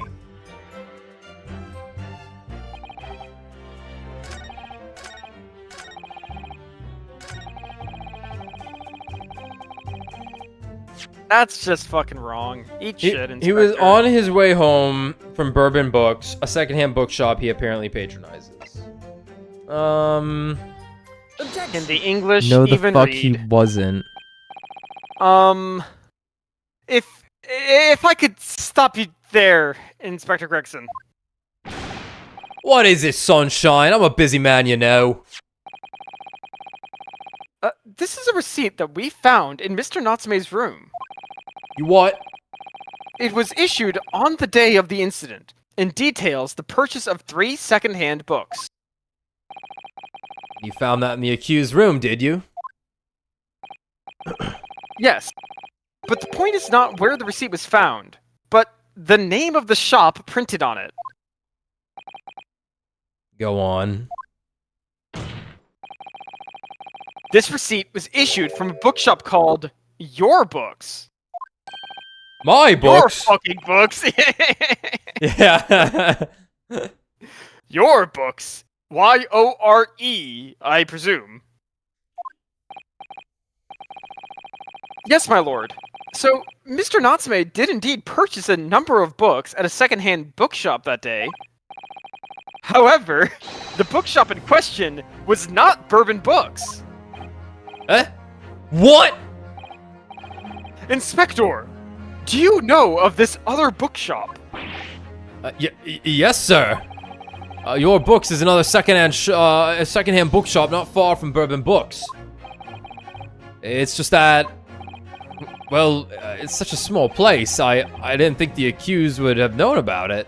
Objection. In fact, that is the bookshop which the defendant visited on the day in question. And this receipt proves it. Objection.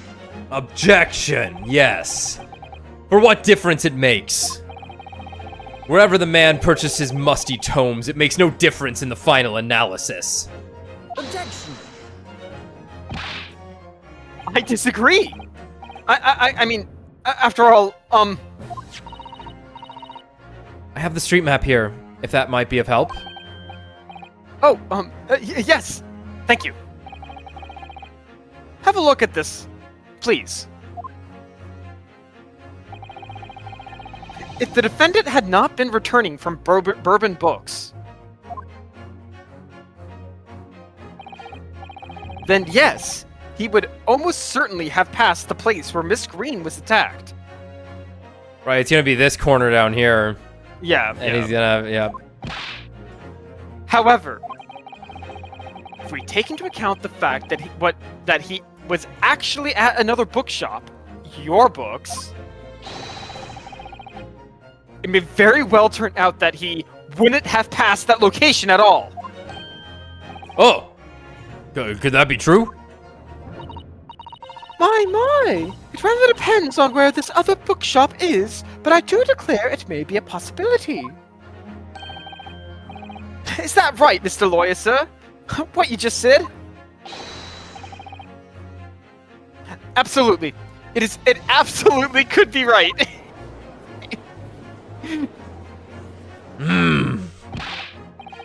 Inspector Gregson, where is your Books establishment? My Books? Well, obviously we looked into that. Turns out that Your Books... okay. The perfect, he could have gone left or right. Ooh. It is very close to the other bookstore. It's just here on the next corner of Mersham Street going east. Yeah. He could have gone either way. We can make this. You can make this argument. We could ask the guy. He's gonna lie to us. We have to prove it with facts, logic. But lying. But he's a goddamn Japanese lying son of a bitch, Alex. We can't trust him. Tommy, don't make the racism counter go up on our own. Oh no. And there you have it. As you can clearly see now. This doesn't really change anything. Oh.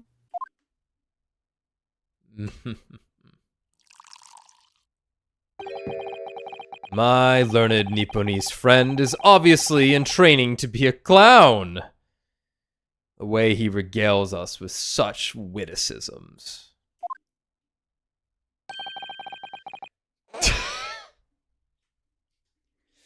To your Holy future shit. career in the circus! Wow. Japanese clowns. Ah. Did 6 already come out at this point? I think it did. I have no idea. I think it did. I think it did. Okay. I believe this game and the next game are the... The last two. So it was 6, yeah. Great, and Great 2. Okay. I think so. A lot of 3DS games. Oh, you put that glass down now, or I'll put it down for you. Ugh. Didn't think I needed to spell it out, but there we go. If the accused was coming home from Your Books instead of Bourbon Books, there's no doubt he still would have passed the place where the victim was stabbed.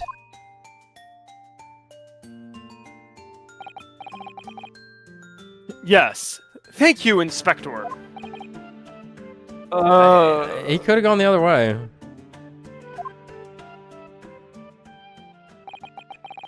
Allow me to reiterate for my learned in somewhat slow... I'm sorry. Allow me to reiterate for my learned, if somewhat slow, Nipponese friend. Wherever the man purchased his musty tomes, it makes no difference in the final analysis. As I suspected, you can't fool me, and I don't suggest you try. What did I say, eh? I've had enough of this now. Beg your pardon. Terribly sorry, but would you mind repeating that? Mr. Naruhodo, we mustn't give up. What? What do you mean? If the prosecution's assertion is correct, the members of the jury may very well decide that Mr. Natsume is guilty. She's absolutely right. Not yet. We must think. We must consider the assertion just put forward by the prosecution very, very carefully. They claim Saseki-san must have passed the location of the incident on his way home from your books. But... I always hate these. I should leave it be. Because sometimes it is it. I should not press the issue. No, I raise an objection. He could have gone the other way. He could have gone the other way. It's true. Yeah.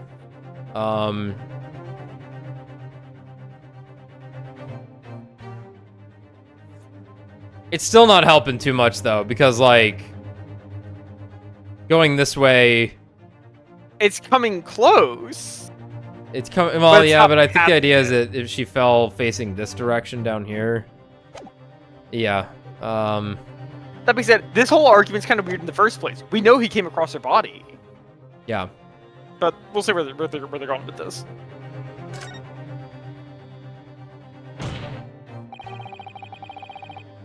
The assertion just made by the prosecution is fundamentally flawed.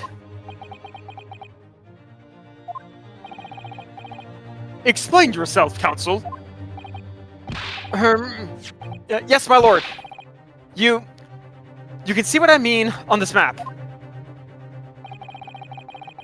When returning from your books to his lodgings, Mr. Natsume could have followed the route suggested by the prosecution. However, that isn't the only conceivable route to take between the two places. Sometimes you take the scenic route, right?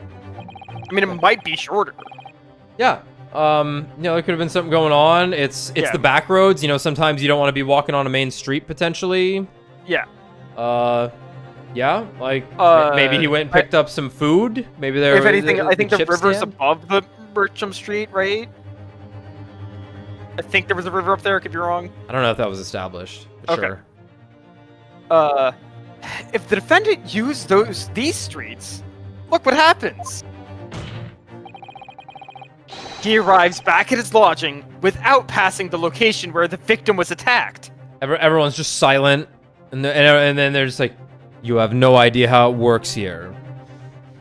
Yeah. Just some stupid reason why he has to go that way. I was waiting for that one. Talking back to a clown is a fool's errand, of course. However, I feel compelled to point out that route is what is commonly referred to as the long way around. Holy shit. Wow, you don't say. That doesn't change anything. On a cold winter's night, why would any man choose to take a longer route home? Because he hates his house. The answer is extremely shrimple. He wouldn't. In other words, the accused took the obvious route back to his lodgings, and is the obvious perpetrator of this crime. Objection. No, you. Aha! Yes! I've got it! Obviously, we must ask the man himself. Ask Mr. Natsume which route he took home. I have already informed the court of the accused's response to such questioning. He claims that he has no recollection. Holy shit. What? Huh. Right. Yes, I'm fine. Yes, I'm fine. That's right. As I said, the bloke seems to spend his time outside wandering aimlessly from A to B. That day was no exception. He says he doesn't remember where he was or which route he took home.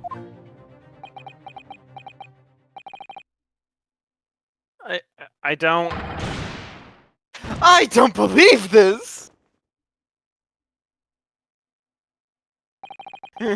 I thank you, my learned friend, and suggest that we do not waste any more of this court's time by wandering aimlessly around this subject.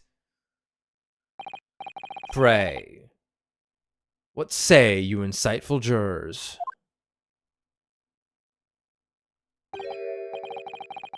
But even if that's the case...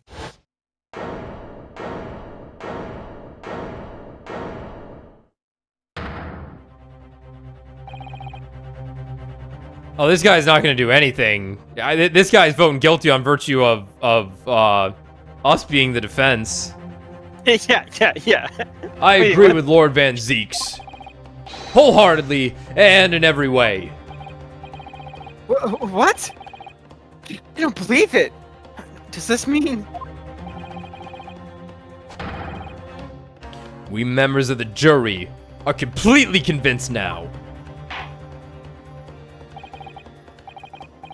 Very well. In that case, I hereby call upon all members of the jury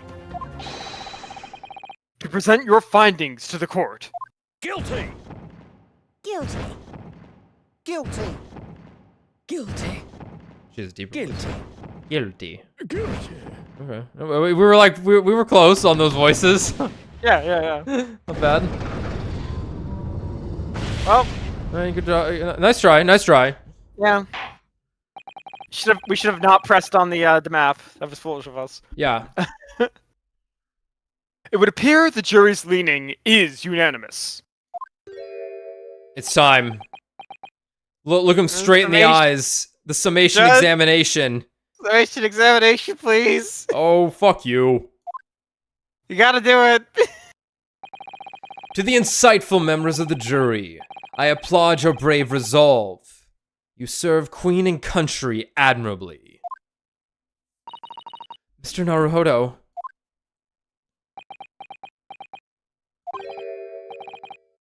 No. Not yet. This isn't over yet. I still have one last chance to sway the opinion of the jury. I have to tip the balance of those scales the other way. I have to turn this around. Somehow. I feel like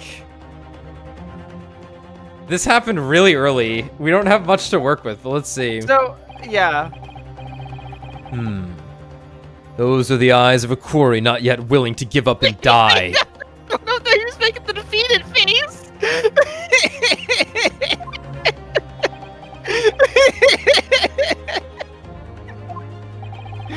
So I presume you intend to wield your rights again in this trial.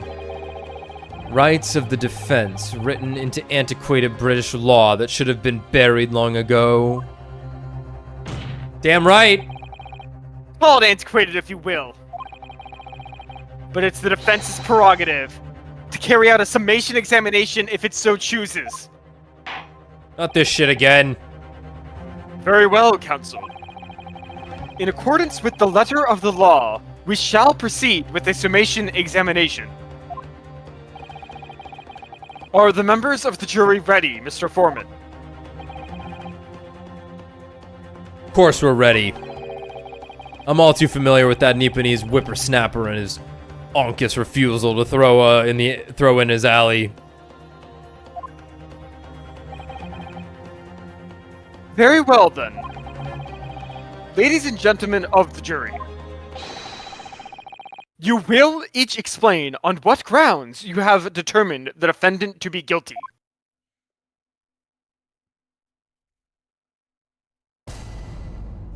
Judicial findings! We're all fucking idiots! The jurors' contentions. We're gonna take a break real quick. I think we do it now. I'm out of water. I need to eat some. We'll be back. Nice song, though.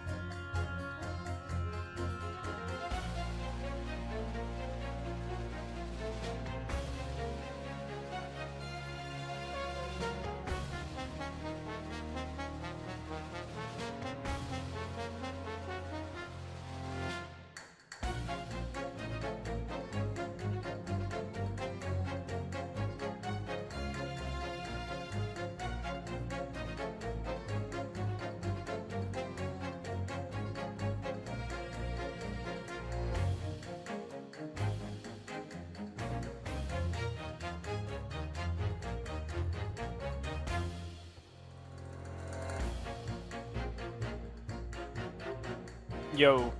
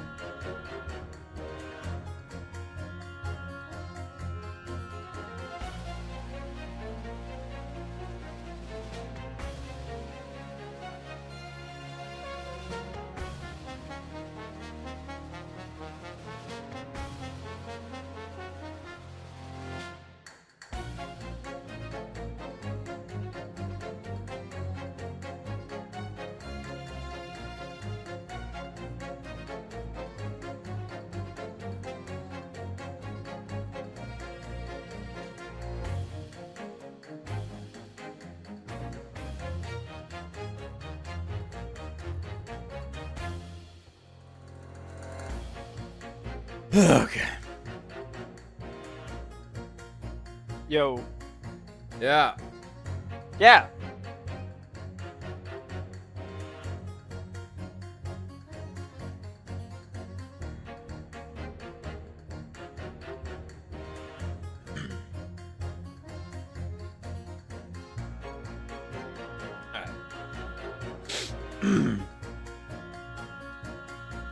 There we go.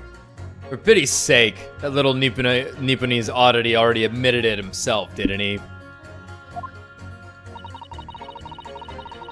If he had said that a woman in green collapsed before his eyes, why, it can only have been the victim.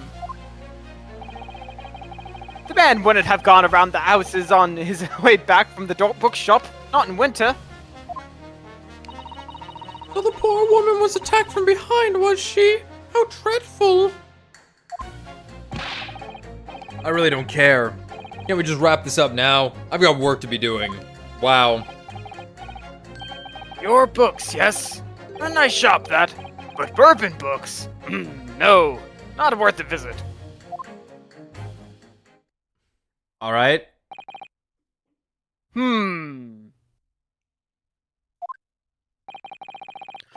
With only minor exceptions, the reasons for finding the defendant guilty are all too clear.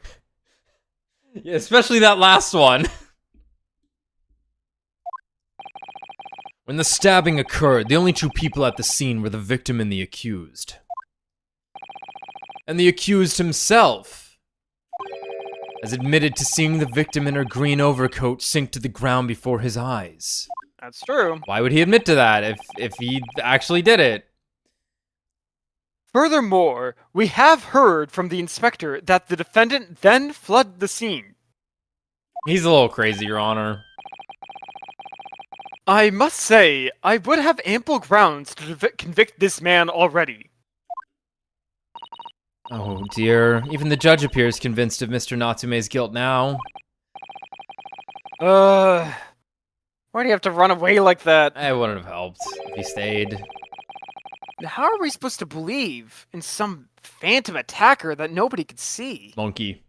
It was the monkey. This is impossible. How can I possibly make a case for the defense?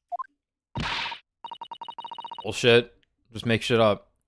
Mr. Naruhodo, this is no time for grumbling. If we want to force the trial to continue... Yes, I know. I have to turn the tide. I must make the jurors change their minds. Well, 4 of them at least. Exactly. We have no choice but to forge forward. Now dance, clown. You have the floor, counsel. Begin your summation examination. Yes, my lord. I just need to keep this trial going somehow. Whatever it takes. Come on, Ryunosuke. You can do it.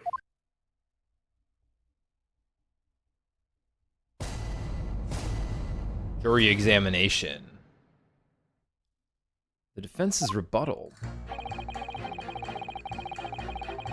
For pity's sake, that little Nipponese oddity already admitted it himself, didn't he? Hold it! Admit what? Excuse me, but... aren't you... Yes, that's right. I was in the witness stand myself just 2 days ago. Yes, I had a feeling I knew your face. Or, side of it anyway. Fair. I never looked him head on. If I remember correctly, you're a banker, aren't you? That's right.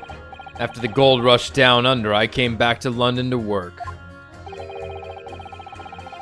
It was all going swimmingly until you started fossicking around. Bruce Fairplay was a man of repute. Sorry. Don't think I've forgotten how you treated me the other day. You had me and that young hatter pegged as criminals. Oh, well, you know, water under the bridge. I'm gonna kill you. Now there's all sorts of rumors buzzing around, and the police have been badgering me non-stop. Yet they lit you on a jury? What? If I could turn back the clock. Well, anyway, I don't know about the Hatter, but at least I'm in the clear now.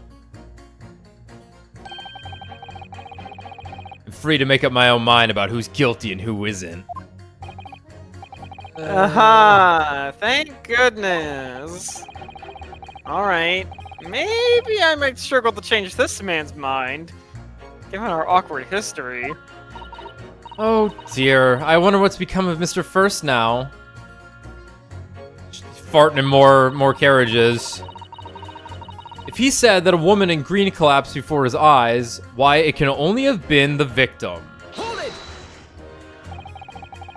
You're right. You're right at the time of the incident. You're right that at the time of the incident... Oh, at the time of the incident.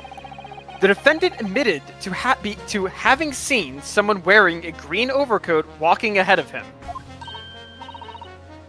Well, quite. That's precisely my point. Clearly, that someone wearing green was the victim. And clearly, that funny little Nipponese man with the disturbing mustache is the culprit. Ding. Disturbing? But let us not forget, madam, the defendant vehemently denies attacking the woman. Why, of course he does! If he admits to stabbing her, his life is over. The man is obviously a liver-faced coward, honestly, claiming the woman simply collapsed before his eyes. But if that's a lie, as you're suggesting, do you not think he would have concocted something more credible? Oh, I really couldn't say. After all, you are foreign. Who's to say what goes through your funny little minds?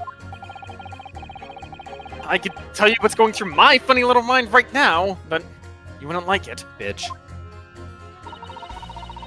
To declare, the man has already made the admission.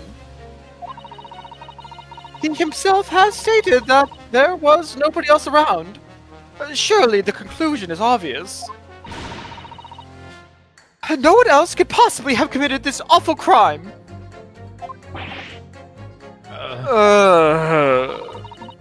If no one else could have done it, the accused must be the man. Really, it couldn't be any more simple. Your argument is compelling in its simplicity, I must admit. Oh my! You are too kind, my lord. That went well. For her. But there were other people around. The man wouldn't have gone around the houses on his way back from the bookshop. Not in winter. Hold it! But you can't deny that there are other routes Mr. Natsume could have taken back from your books. Oh yes, like you drew on the map, you mean? What was it? Calabash Road or something? Precisely. But it seems to me that what counts is whether the little Japanese fellow actually went that way or not. Well, yes, that's true. And at the moment, there's no proof that shows he did, is there? Well, yes, that's true as well. And as I understand it, the accused himself doesn't remember which way he went, does he? Oh my god. Well, yes, that's annoyingly true. Oh, winter nights are dark and cold, so the way I see it, you'd want to get home as quickly as possible. Well, yes. Why is all this true? So really, the only thing that makes sense is that he went home from along Briar Road. I'm supposed to be convincing you here. I have given it a lot of thought, you know. I didn't just make up my mind on a whim that he did it. I mean, if there was some logical reason why he might have gone the Calabash Road way, it'd be different. I'd be happy to reconsider my position in that case. Honest, I would. Okay, so one of the other guys. Seki-san might have taken the longer way home. Maybe Juror 6 is gonna elaborate Yeah. on that. Yeah, it's a good reason. I don't imagine you'll be able to sway this young man's opinion without one. Okay, so 3. It's you. So the poor woman was attacked from behind, was she? How dreadful. Hold it! Are you, dear? Whatever is the matter, young man? You're the wife of Mr. Giradeb, aren't you?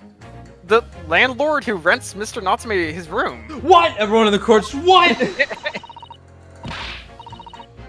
I'm just the master's maid. wife? Where do you get your ideas, sir? I'm the maid. The maid, you understand. You're wearing his ring. We've proven this before. She's keeping See, up that whole parade. section was pointless. We already talked about this. This is the most worthless thing this we've is done going in a to be video game. awkward. Yeah. Why didn't you mention this yesterday? That you'd been selected for the jury in this trial. I mean, Well, I was told not to mention it to anyone until the day of the trial, you see. And it was in the letter I received. The instructions were very clear, so I'm afraid I had no choice. I see. Anyway, Mr. Natsume, the defendant, takes lodging in your master's house, doesn't he? Yes, that's right. Although he's only been in for a little over a week now. And in that time, surely you must have taken stock of his character. He's Japanese, I hate him. Does Mr. Natsume look like the kind of man who would commit a crime such as this? Oh my goodness me, yes! He's just the sort. What? Spending all his time in that dark and dingy room, sporting that unscrupulous mustache. The man never speaks, and don't get me started on those shifty eyes. All the neighbors are talking about him. I've heard them, you know. People think he must be building a bomb in there or something. Oh dear, poor Mr. Natsume. How could people say such things about him? He's just a harmless bookworm. Nothing more.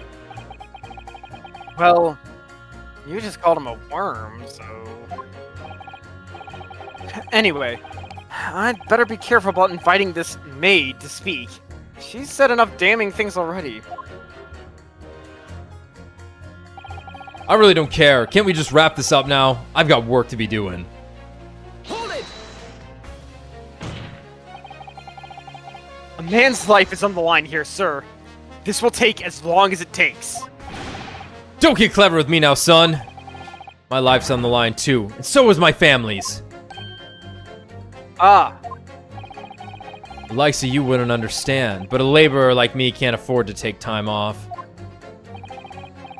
If I don't work, I don't eat, and neither do the wife and kids. oh, I see. That must be very hard.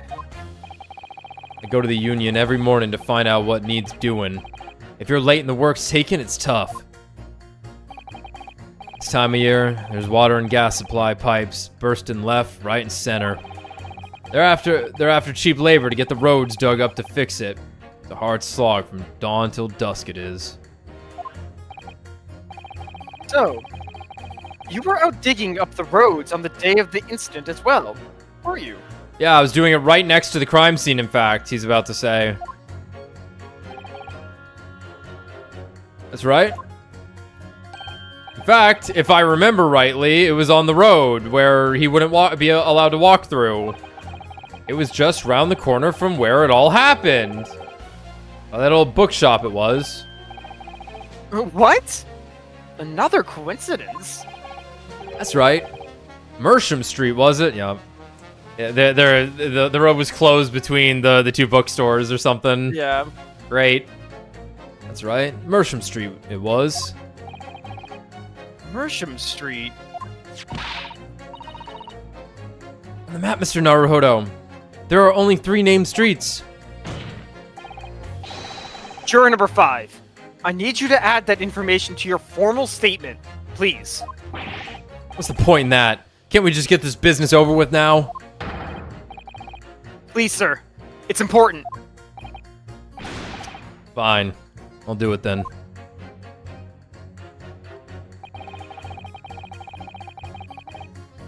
Is this a repress? I suppose so, yeah. Let's check. So, if I understand correctly, you're a day laborer, and you were doing road maintenance that day. That's right. Like I said, you get a lot of burst gas and water pipes underground in the middle of winter. It's the only time of year fellows like me can actually make a few bob, and I'm missing out today. And when you say from dawn till dusk, Well, the work has to be completed within the day, see? No coaches or pedestrians can pass while it's happening. Oh, really? I wonder if I could trouble you, sir, to mark on this street map the exact location of the works you were carrying out. Give it here, then. Let me have a look. Here it comes! Alright, let's see, then. Yup. Here we are. Mersham Street. Yeah. It was just here, like. It was a tidy dig, I can tell you. We had to get through all the drifts of snow that had frozen solid. And what sort of time did you finish the work? Well, we started in the morning, and we kind of finished before gone 6, I'd say. The snow had stopped coming down, but it was long past dark for sure. It was huge. That means the road work was still going on when Miss Green was attacked at around 5 o'clock. Road works on Merchant Street, huh? Boy, I hope it does.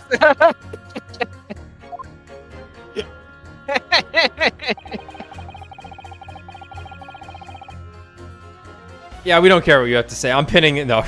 Hold it! All right. This guy doesn't like. This guy doesn't like bourbon books. Sorry. Fold it, you say? Fold what? No. What I said was, hold it. What I wanted to ask was, do you visit your books often? My books. I like the old books they have in there, yes. I enjoy reading them over a nice cup of cold tea. Cup of old tea. Oh, I thought you were drinking a cold, man. I like it cold. That's my daily routine, you see. Same thing every day, including the day you're all talking about. And at what time did you visit your books on the day in This question? guy's about to be a witness. Well, I just finished stabbing a woman in the back. I was picking out books in there all Wait, afternoon. he's got a green coat. Oh my Wait, God, hold that's on. a What the coat. fuck's Holy about to shit. happen here? And it would have been just before 5 that I left. What the fuck?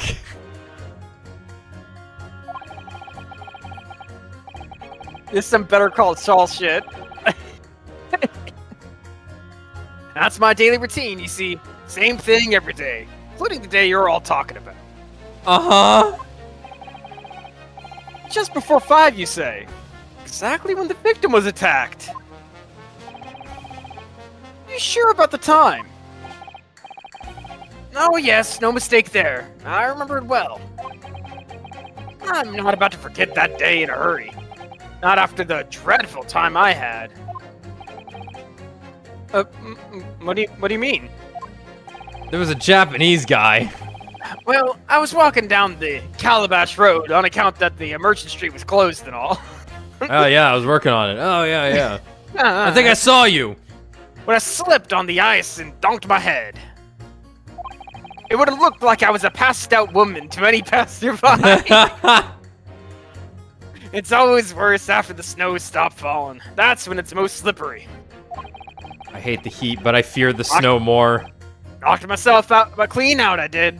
I really thought my number was up. Oh my god. Wait a minute. Let me get this straight. This happened on Calabash Road? That's right. Why weren't you heading back to the defendant's apartment in this scenario? Why were you going down that road? We're not talking about that road. We already determined no one walks down that road. I live in Cornpipe, you see. That's the most British fucking area I've ever heard. Heading down Calabash Road is the quickest way for me to get back from your books. Juror number 6. I must insist that you add that information to your formal statement. It may very well be extremely significant. Sorry. Extremely sick? No, I'm quite alright now.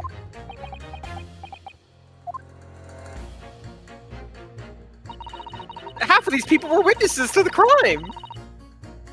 The circus is in fact here. It's absurd! This is ridiculous. It sends a shiver down my spine to hear the members of the jury so convinced of Mr. Natsume's guilt. They're really not. Most of them don't care. 3 of them are witnesses, and 1 of them hates the defendant lawyer. Great. We got this. But I can't help but feeling that some of their opinions are rather subjective. Uh-huh. I agree. It's the irrelevance of what some of them are saying that sends a shiver down my spine. Still, at least some of their assertions don't actually incriminate Mr. Natsume, if anything. And that's something. We must use that to our advantage, Mr. Naruhodo. Cunningly. Yes, you're right. Let's listen to the jurors again. Carefully. And if any of their assertions are at odds, I'll pit it against them. Make them fight. Kill. Kill. Alright, fuck you. Fuck you. This guy, I like this guy, actually. This guy's a reasonable man. Yeah, right. I almost feel like it's 3 and 5. It's 3 and 5 for but sure. I think yeah. Even though, like, we had the extra press on 6. Hey, we have to redo a press, and then we have to listen to Susato talk to us again. Isn't that exciting? Yeah, no, it's sad. I slipped over myself on Calabash Road. And that was around 5 o'clock, you say? The same time as the victim was attacked. Holy shit, what? I don't know anything about the girl who was stabbed, but my dinner's on the table at the same time every day. And for the record, could you please identify the precise location of your fall? Goodness, it was aeons ago now. I'm not sure I can remember. And were you wearing this exact outfit? It was 3 days ago. Try dredging your memory, please. Well, let me see. It was especially slippery around about... Ah, yes, I remember now. It was just on the corner here. Oh my god, it was him. It was him. What happened to you then? Were you alright? It's gonna be a coincidence that this woman who got stabbed picked up the 3 exact books that Soseki had.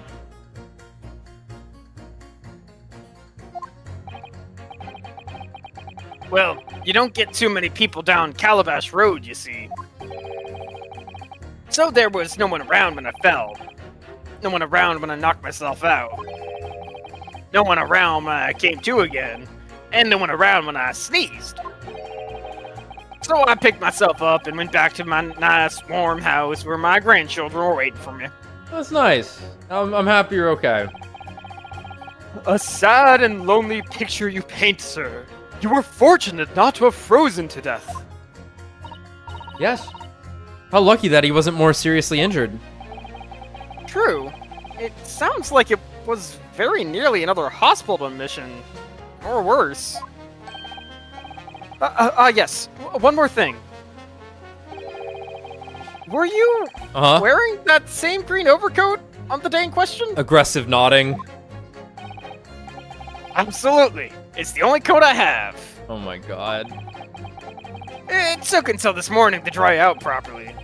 Good job, too, or I'd have nothing to wear here, and then your case would have been fucked. Zeke's is just sitting there like, dear fucking lord. So count your blessings, I say. Santa. Saint Nicholas. Thanks, Santa. I suppose we should. This gentleman certainly had a close shave there. I'm Green Santa, like how Luigi's Green Mario. I like that idea. I mean, green is the other color for Christmas. Yeah. All right, who we pitting? I think it's 3 and 5. I think we're definitely starting with 3 and 5, and then 6 is gonna have something else. Because to he work was with. like, if you can tell me a reason why he wouldn't have gone that way, let me know. Objection. Those two statements are clearly at odds with one another. At odds, Counsel. Explain yourself. Please don't point. It wasn't me, I swear. What? I just want to get this done and dusted. Well, juror number 3. Oh, me, sir. What do you mean? Juror number 5's words just now are extremely significant. Let's take a moment to consider the implications of what's been said on our map of the local area. On the day in question, Mr. Natsume visited this bookshop to purchase a number of secondhand books. 3 in And fact. on the same day, we now know that there were works being carried out on Mersham Street, making it impassable. Which means the defendant's route home could not have taken him along Mersham Street and down Briar Road. Oh yes, of course! What do you think, sir? Huh? Well, yes, you can't argue with that, really, can you? We must have had a good 2 yards or more of the pavement up. Every gentleman and gentlewoman that came along had to turn back and go the other way. So, the only conclusion is this. The defendant must have taken the longer route back to his lodgings. Let me turn it up a little bit. I keep forgetting that. I'm so okay with like low volume when I'm playing stuff usually that I'm like, oh, I need to remix it. Mix it so that it's a little louder. Defendant must have taken the longer route back to his lodgings. Yes, I suppose he must have. I suppose that must be right, eh? Juror number 3, you said the following. The man wouldn't have gone around the houses on his way back from the bookshop. But we see now that he had no choice. Yes! My lord, Mr. Judge, sir, if I may. What? Yes. I don't think in all good conscience that I can say that a man's guilty now. Yes, I'd like to see this trial continue so we can get to the bottom of what really happened. They do it with their mind. It's crazy. Or you think they're like they're flexing a butt cheek or something to switch the back there. What about you, sir? Who? Me? Well, all right then. If there's a hole in the prosecution's argument, it should be filled in. That's what I say.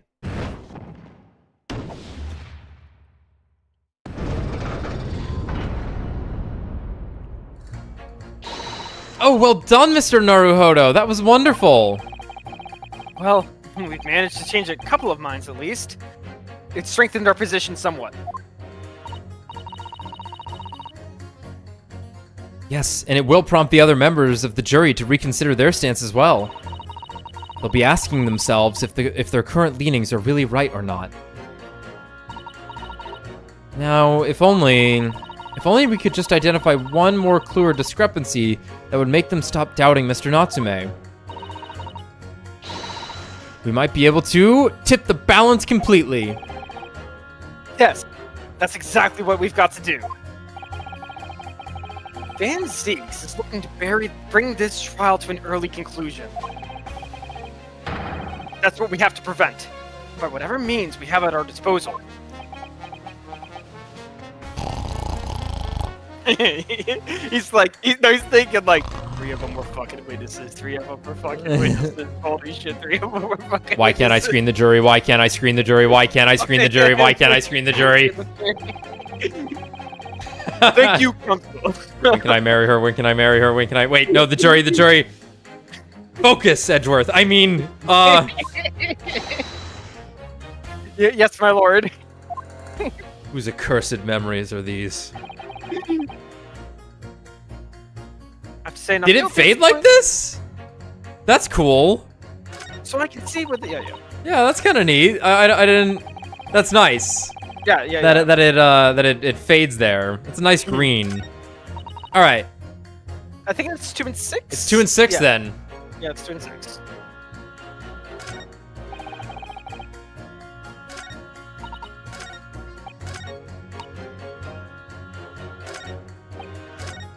Yeah, I'm thinking,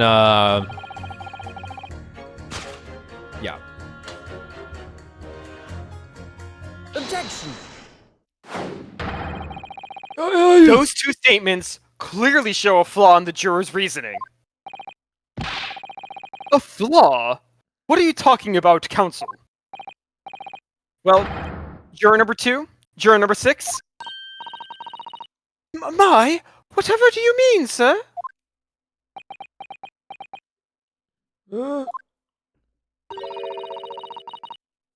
I think perhaps the old man didn't hear you. Unbelievable. It's not like I was... It's not like I was loud or anything. That's weird. I think he was being maybe sarcastic there. Facetious. There is at least one fact of which we can be sure here. The bookshop receipt found in the defendant's room clearly indicates that on the day of the attack, he had been to York Books and purchased a number of second-hand titles. He then returned home on foot. But the man says he has no recollection of his journey. That's correct. But what he does remember is seeing someone appear in front of him on the way. Someone in a green overcoat who suddenly collapsed on the pavement before his eyes. Yes, we are all well aware of this. The poor young woman who was stabbed, obviously. Objection. Can we really be sure of that, madam? My, whatever do you mean? I'm sure you heard juror number 6's account of what happened to him that day. That same afternoon, there was somebody else apart from the victim who was wearing a green overcoat and who fell over on the icy streets in the neighborhood. Oh my!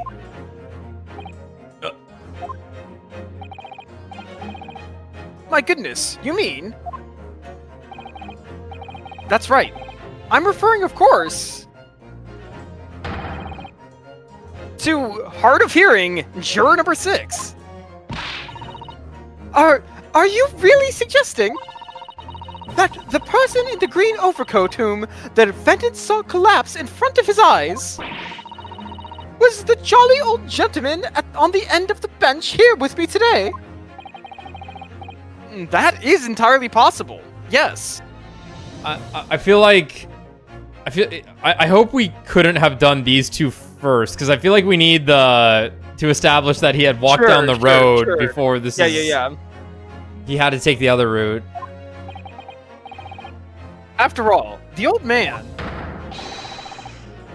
has a somewhat similar build to the victim. Well, look at that. My goodness me.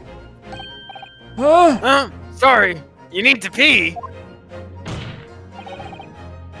And crucially, we know precisely where the old man in the green overcoat fell.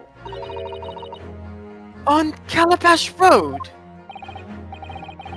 Therefore, if the person who Mr. Natsume saw collapsing in front of him was in fact juror number 6, it means the defendant must have taken the long route back to his lodgings. Okay, yeah, sure.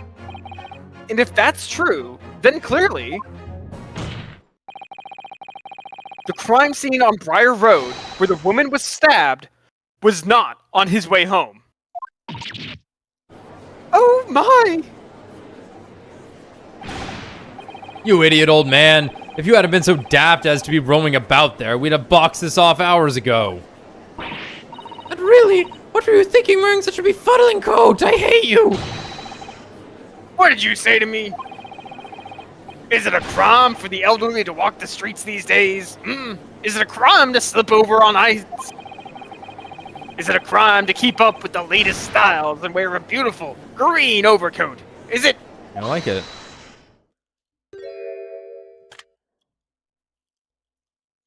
Oh my god, she's British. My lord, I do hope it won't cause any inconvenience, but... You'd like to change your leaning, I presume. I do declare that I would. I should like to call for a verdict of not guilty. Thank you. And I would too. What? Is it a crime to change your mind? Is it? Well...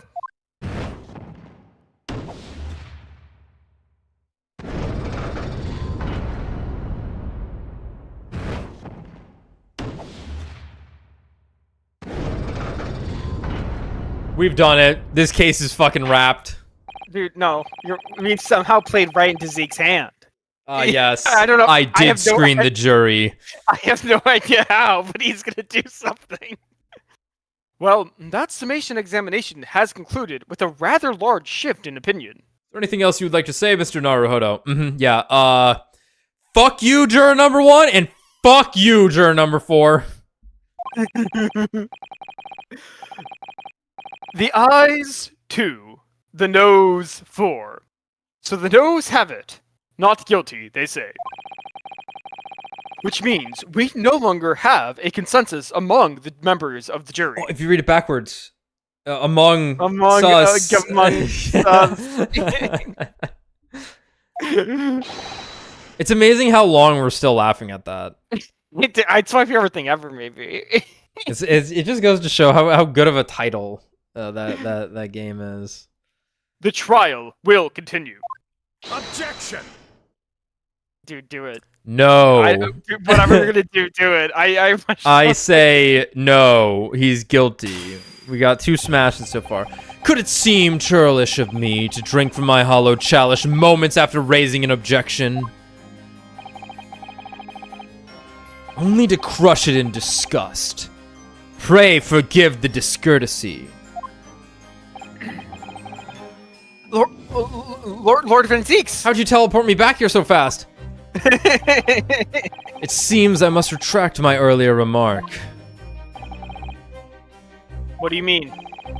I mistakenly credited these jurors with intelligence by describing them as insightful.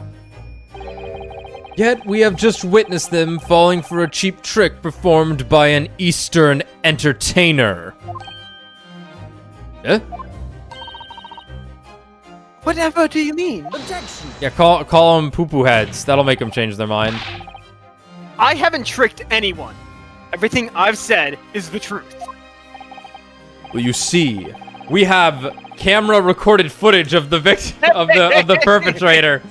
What you will not know, my Nipponese friend, is that London is the surveillance capital of the world. Yeah. Indeed, stalwart juror number 5 was undoubtedly repairing the road as he claims. I believe you said it was a good 2 yards of the pavement which you had excavated, sir? That's right, took me the whole day and they paid me a measly 2pence for it. Now, my learned Nipponese friend, tell me. Do you have any notion of the distance that 2 yards represents? Well, if I'm honest, I don't have a clue. No. 2 yards is a little less than 2 meters. Less than 2 meters? That's not much at all. In other words, a distance readily vaulted by anyone of moderate vigor. Okay, The- hold on. the- oh, you're saying he jumped it, not jumped just the construction Walked site around. wasn't enough to block him. He jumped it. He did a 6-foot long jump, is what you're saying, Zeeks. He big banged wahooed over. I the know that fucking Super manhole. Mario was developed in your country, therefore, all of you know the technique of the backwards long jump. Just look at that mustache. that crazy rambling, that incoherent speech. And he claims to be traveling with the companion wearing green. All the evidence points to him. Ladies and gentlemen of the jury, he is Super Mario. Guilty! In other words, a distance readily vaulted by anyone of moderate vigor. Would you not agree, my stalwart friend? Me? Well, I can't say you're wrong, no. What? There's dudes, like, at the fucking... Wait, no, like, you had a better argument if it was he just walked around it. It's definitely walk around it. But now your argument is, while a bunch of guys, or maybe like 1 or 2 guys, were shoveling a hole, he jumped over it with them in the way? Prosecutor, I hate to tell you this, but you need to look in a mirror. That clown nose isn't on me. Natsume's obsession with cats is just one thing. Use the cat suit power-up to climb around the building. Broken, I tell you. Can't believe they added that. I love the cat suit. Anyway, what? And did you perchance erect a sign to prevent pedestrians from passing the site of your works? Well, I wouldn't dream of it. What a waste of time. No coaches would have had a hope of passing anyways. We just turn any gentlefolk back when they come. Okay. Well, alright. Children make 6-foot-long jumps, he says. Kids guess just it's jump right over us all the time. I guess that's not like that crazy, but children? The accused is no gentleman as far as I can see. I have little doubt, however, that he could spring over a 2-yard trench in his meanderings around town. I have little doubt, however, that he could spring. Yeah, okay. I have little doubt, however, that he could spring over a 2-yard trench in his meanderings around town. Is that true? Is it? The incontrovertible truth is that the books just purchased by the accused were found at the scene. Oh yeah, he made the jump with the books also? There can be no doubt that on his way back to his lodgings, Mr. Natsume walked down Briar Road. You know, there used to be this thing.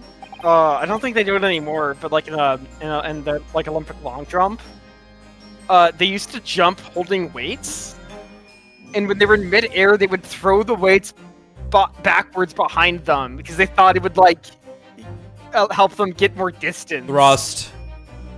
It would produce thrust. Yeah. Yeah, huh.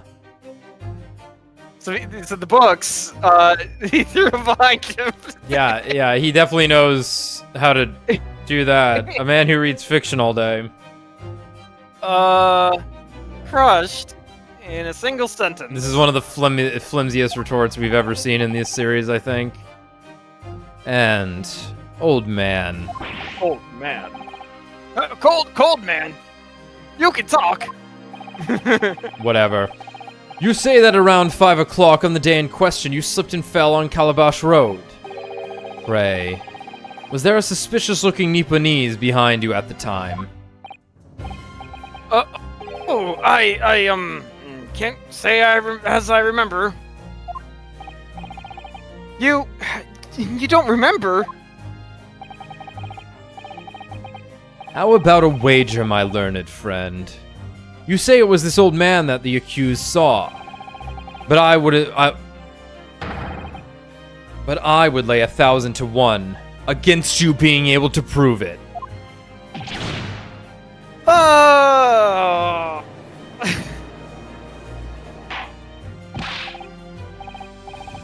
Order! Lord Van Zeeks, explain yourself. This is absurd. Like, the fact that he went, like, I get it. He has to make it look like he's in control. Yeah. Juror number 5, did you see the defendant jump? Did you see a man holding books jump over your work site? No. Must have gone the other way then. Like, what the fuck is this? This is terrible. My lord. If you had such a Trenchant argument. such a trenchant argument up your sleeve, why in the world did you not proffer it during the summation examination? I'm not allowed to speak during the summation examination, my lord, you know that.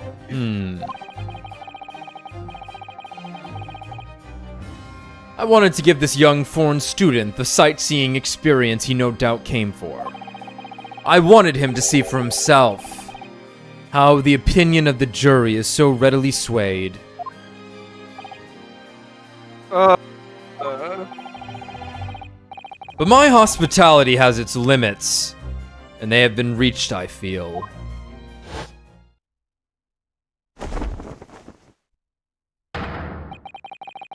So, my learned friend, today's sightseeing tour of London is now over. What? What are you talking about? The omnibus is burned down. We can't go anywhere. My lord. The prosecution requests permission to call its next witnesses to the stand. Granted. Bailiff, bring forth the witnesses, statutory. Yeah. It's next witnesses. Mr. Naruhodo, do you not remember? We've been told on several occasions that there were eyewitnesses to the incident. Yes, I remember. One of them being a Scotland Yard policeman, no less. I'm afraid that's likely to be the prosecution's next witness. Alright. No matter who Van Zeeks brings to the stand as his witnesses, and no matter what they say, I believe in Soseki-san. I know he's innocent. And I'll keep believing to the very end. Until this battle is over.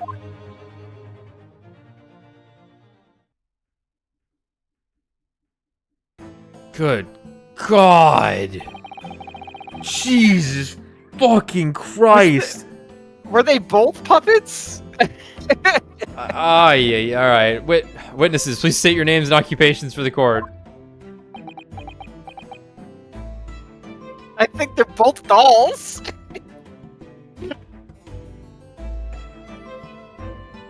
Oh my God. He's like eating his hat's thingy. Are they children? These are like 12-year-olds. No, this is the policeman. I know it's the policeman! Yeah. No, yeah. I was thinking first there was a kid just dressed up like one, but like no. They No. specifically mentioned he was a policeman.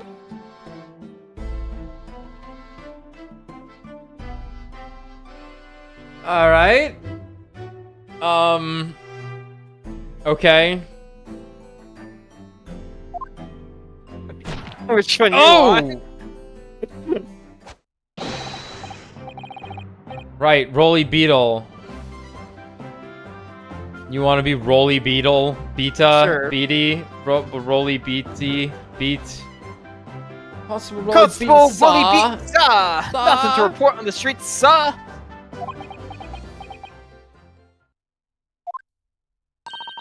And I'm Miss Beat. Patricia's my name. I'm proud to say I'm this young town hero's wife. Alright.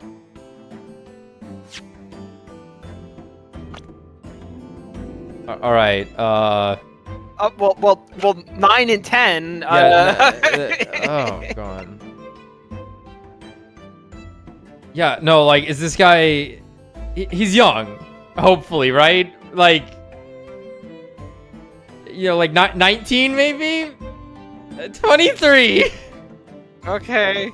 It's still relatively young. Okay, a devoted London Bobby who witnessed the incident whilst walking down the street with his wife of a year, Patricia, 21. The wife of Constable Rolly Beat. I wanna read his name as Beetle because of the band, and also like I don't know, Roly Polies or something. I couldn't tell you why. All right, it's the band. I'll be honest. She's relatively recently married and fiercely proud of her policeman husband, so she can get away with murder. Get away with murder.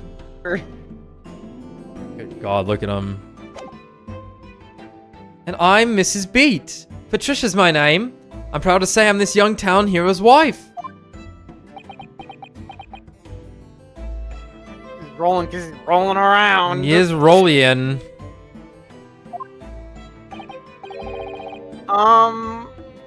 What's the story here? What's the story? Well, in truth, we've not been married long. In fact, we celebrated our first anniversary only the other day. We killed a woman in a green coat.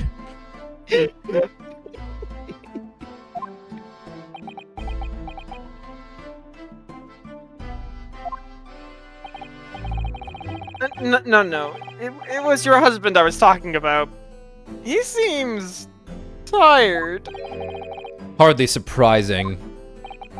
Whilst being an honorable occupation, patrolling the beat is the most demanding work in the world. Okay, he's a beat cop. Right. Okay, sure. Walks the beat. Yeah. Patrolling the beat is the most demanding work in the world. Oh, really? I'm sure I've heard that before. Actually, I think these last 2 days have been the most demanding work in the world from me, says Ryunosuke. Indeed. Apart from rare days off, our gallant officers trudge some 20 miles a day, you know. Yeah, so he's really reliable as a witness here. They patrol boarding houses and pubs, collect taxes, survey the streets, check the meters are reading true. Beat the homeless! And they're responsible for keeping the streets clean. That's what I said! And extinguishing our streetlights.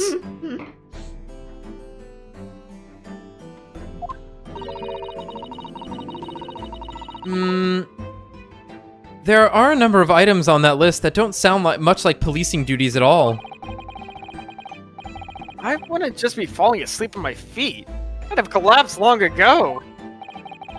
But it goes without saying that a policeman's primary duty is the apprehension of criminals. Even when he's off duty, a constable is expected to investigate and resolve any crimes on his beat. Where the London Bobby is a man of honor. And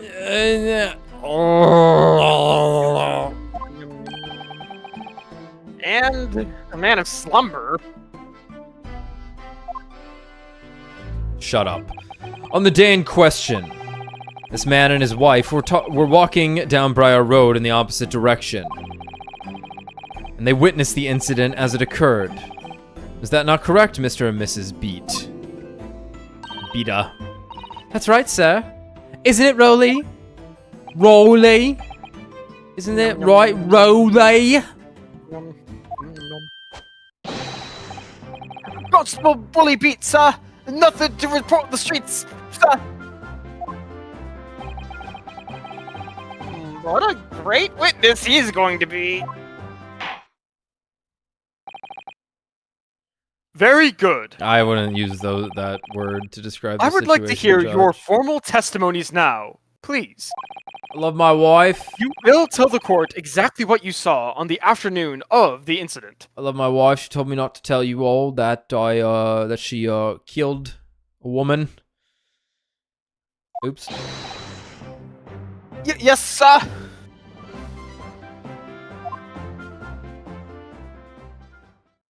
Meow. Honk shoo. In his testimony. Don't wake him up what the witnesses saw.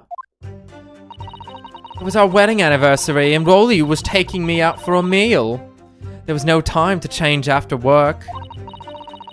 Anyway, two silhouettes appeared out of the fog on the pavement in front of us.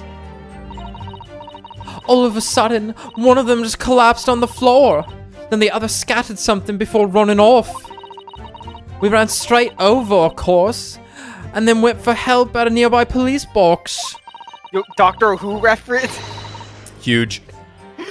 Huge. Top left Doctor Who reference counter. It was definitely that Japanese man in the dock. Rolly and I both saw him as clear as day. Thank you, Thank you, Mr. Rolly. Well, this is extremely compelling testimony, I must say.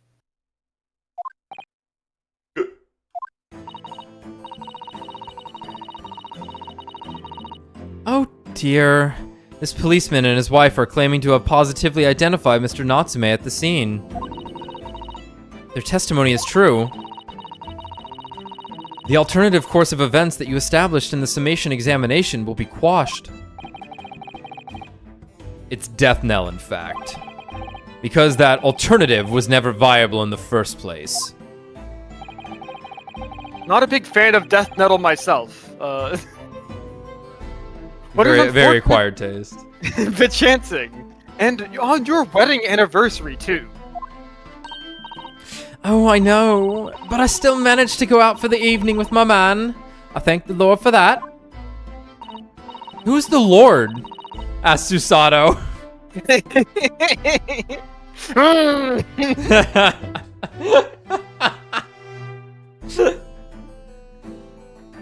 Gosh. The life of a London Bobby sounds very hard indeed. Indeed. I'm listening very intently to you, by the way, madam. However, this cross-examination will be over in minutes. You may well have time to rest this afternoon. What do you mean by that?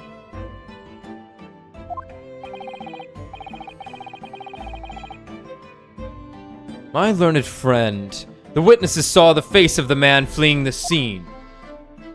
How? They are testifying under oath that it was without a doubt the accused, Mr. Soseki Natsume. And one of these witnesses is a policeman, no less. So, you appreciate the gravity of the situation, I'm sure. Except that the man's so tired, his wife has to do all the talking. Enough preamble. Counsel for the defense. Commence the cross-examination, please. Yes, my lord. We should get Brad and Caitlin to voice these two. That'd be funny. Guy who's just tired all the time. Girl who's also just tired all the time. It didn't quite work out. They can both voice the guy on the left at once. How about that? It was our wedding anniversary, and Rolly was taking me out for a meal. There was no time to change after work. Okay. Hold it!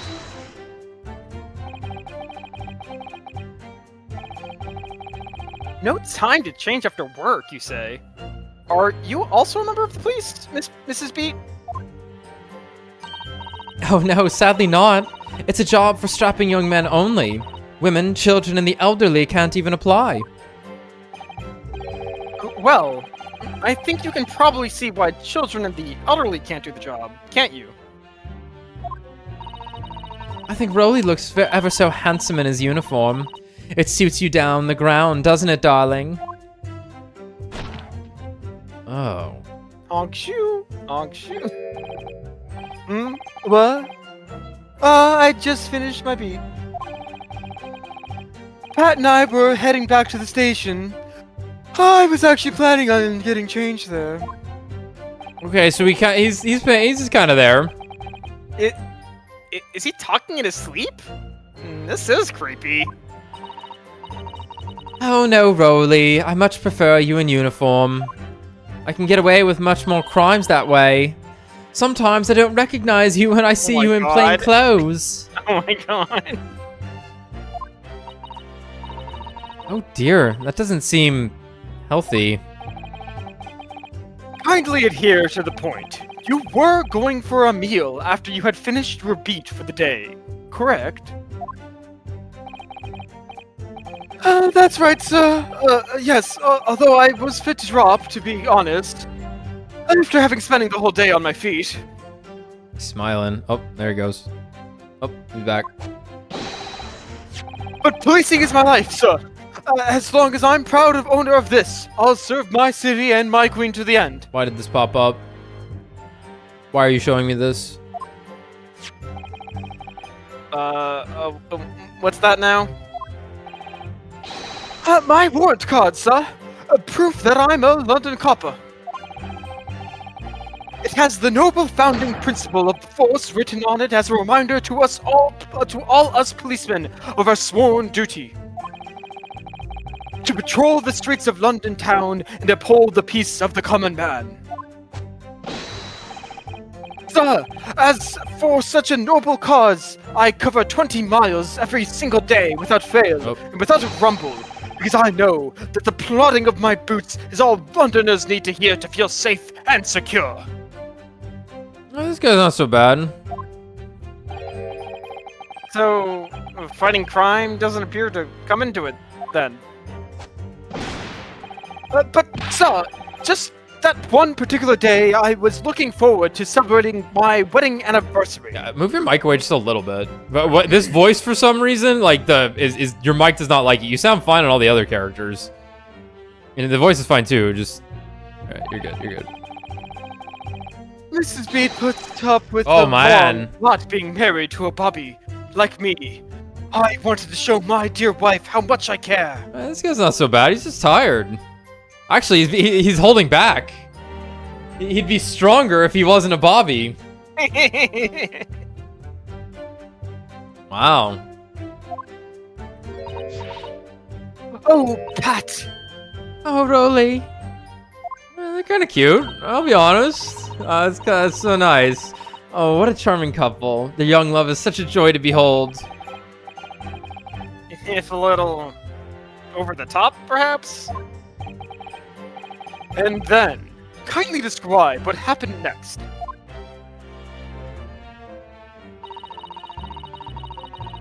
Anyway, two silhouettes appeared out of the fog on the pavement in front of us.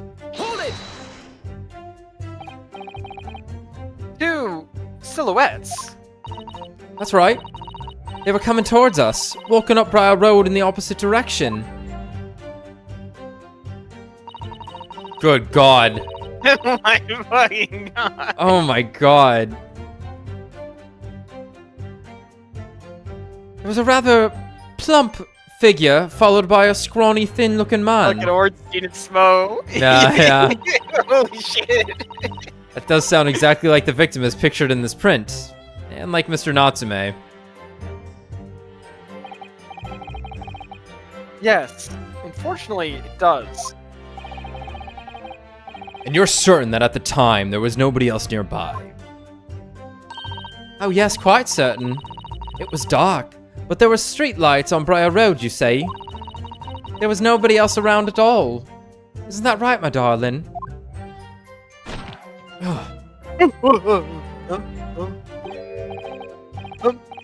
Oh, yes, that's right. Of course. There was a light fog on the ground. But Briar Road is a dead straight, and you can see a fairly long way down the pavement. And then there's the street lighting as well. I didn't see any other pedestrians. Clever. This is clever. Pedestrians. But it's the... Before sleep takes a firm hold, your answer please, Mr. Beat. Are you quite sure of what you just said? Yes, sir. As a copper who spends all day, every day, keeping watch on the streets, I swear to it, sir. I am I'm as sure as my love for Patricia is true. Oh, Pat. Oh, Rolly. They're still maintaining there was no one else around other than the victim and the attacker. It's starting to seem like that must be how it really happened. It's beginning to seem like there's nowhere to run. Well, that didn't stop Mr. Natsume, did it? He fled the scene all too convincingly. Thank you. I believe we have a reasonably clear idea of the situation just before the incident now. What happened in the crucial moments that followed? All of a sudden, one of them just collapsed on the floor. Then the other scattered. Whoops! Damn! I need a different mouse. This mouse has been hurting my hand actually. Giant ergonomic mouse. Yeah, no, this is definitely not that. I might want one though. But hey, giant ergonomic mouse. Yeah, this mouse is a little small for my hand, so it does not rest very comfortably. But I did learn from that accident just now that the right click brings us back one. So that's nice. Wow. Okay. The left click would do that, and the right click would make it go right. Yeah.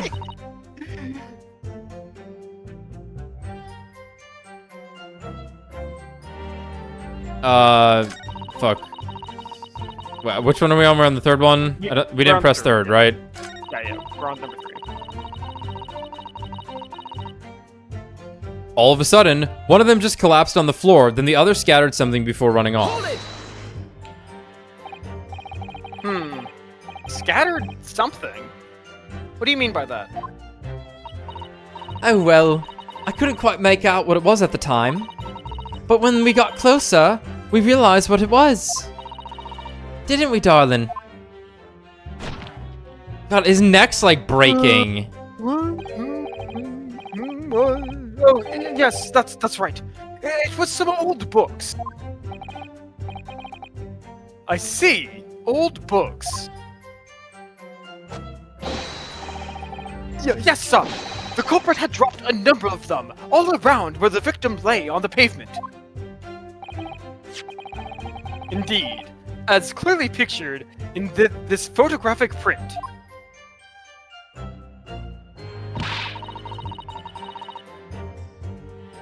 That rotten Japanese man did that when he did the deed. Hold it! You don't know he did that. Let's forget that it remains to be established that the defendant was indeed the attacker. But we saw him! It was the man in the dock without question, sir! The mustache, the hunched back, the cat-like eyes, the taut mouth, the snub nose, everything! Any more insults you want to throw in? That's right. He looked down at that poor, defenseless woman with those terrifying, intense eyes. And then suddenly threw his books onto the pavement and ran away. I see. Everyone in this courtroom, why would he do that? Oh, good point. This is tough. It seems as though they're telling the truth here. May I remind the court that this unambiguous testimony comes from a policeman and his wife? Now please, continue. Yes. Yes, sir! Guys. We ran straight over, of course, and then went for help at a nearby police box. We had to jump over a 6-meter gap in the road to get there. Hold it! It's not that, like, a reasonably athletic person can, like, do that. That's not that crazy. I'm done. Right? I can't do that. Right. Right. I guess that's a reasonably athletic. But, like, it's a running jump. It's not like, Yeah. oh, we've come across a puddle, and I'm going to, like, just... From neutral, just bam. Like, a neutral leap. Yeah, like that's a running jump. Was it your husband who went to fetch help? No. I went. I may not be a police officer myself, but I am a proud wife of one after all. Isn't that right, my darling?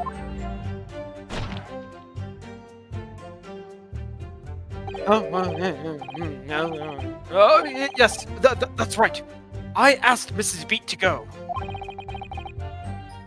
I was off duty by that point. But Bobby's never truly off duty, of course, so I felt obliged to stay and guard the scene. Very laudable, Mr. Beat. Preserving the scene of a crime is a task of considerable importance. That's why I sent Patricia, you see. I told her where to find the right police box. Forgive my ignorance, but what do you mean exactly by the right police box? Depends on a crime's location, you see, as to who deals with it. Where the woman was stabbed wasn't actually on my beat.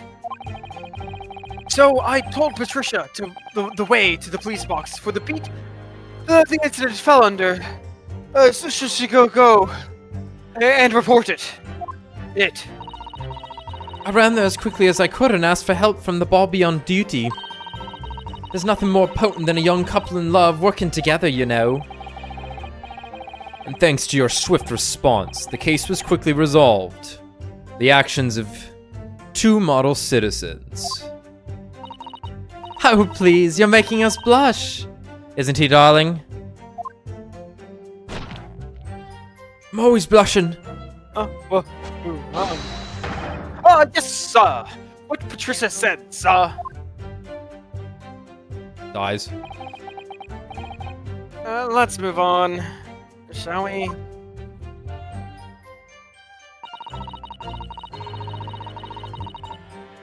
It was definitely that Japanese man in the dock. Rolly and I both saw him as clear as day. Hold it. It was night and foggy, you bitch. But surely you wouldn't have been able to see his face by the light of the gas street lamps, would you? We absolutely could. Us Londoners have exceptional eyesight, I'll have you know. Right. The light from the street lamps was more than enough. And my husband already told you that the fog was only light, didn't he? Yes. And what of the fog? We're famous for it across the globe, I believe. But it's an absolute menace to those of us who have to live with it, of course. Oh, it is. When it's thick. You can't even see the hand at the end of your own arm. Yes, alright. I take your point. And now, could you stop shaking your husband about? Oh, the constant fog makes our eyes very sharp, you see. That's why we can tell you for sure and certain that it was that little Japanese man we saw. Can't we, darling?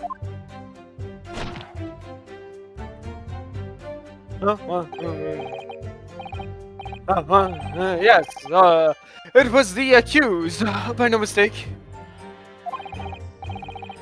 The mustache, the hunchback, the cat-like eyes, the tall man, the snub nose, unmistakable, sir. As far as this couple's testimony is concerned, there can't be any question. It was Suseki-san they saw running away from the scene of the crime. We're fucked. So that's it? Is it? That's their entire testimony. What do you think, Mr. Naruhodo? Well, I hate to admit it, but on hearing the testimony, It really does seem as though Mr. and Mrs. Beat saw what they say they saw. Mr. Natsume running away from the scene on Briar Road that day.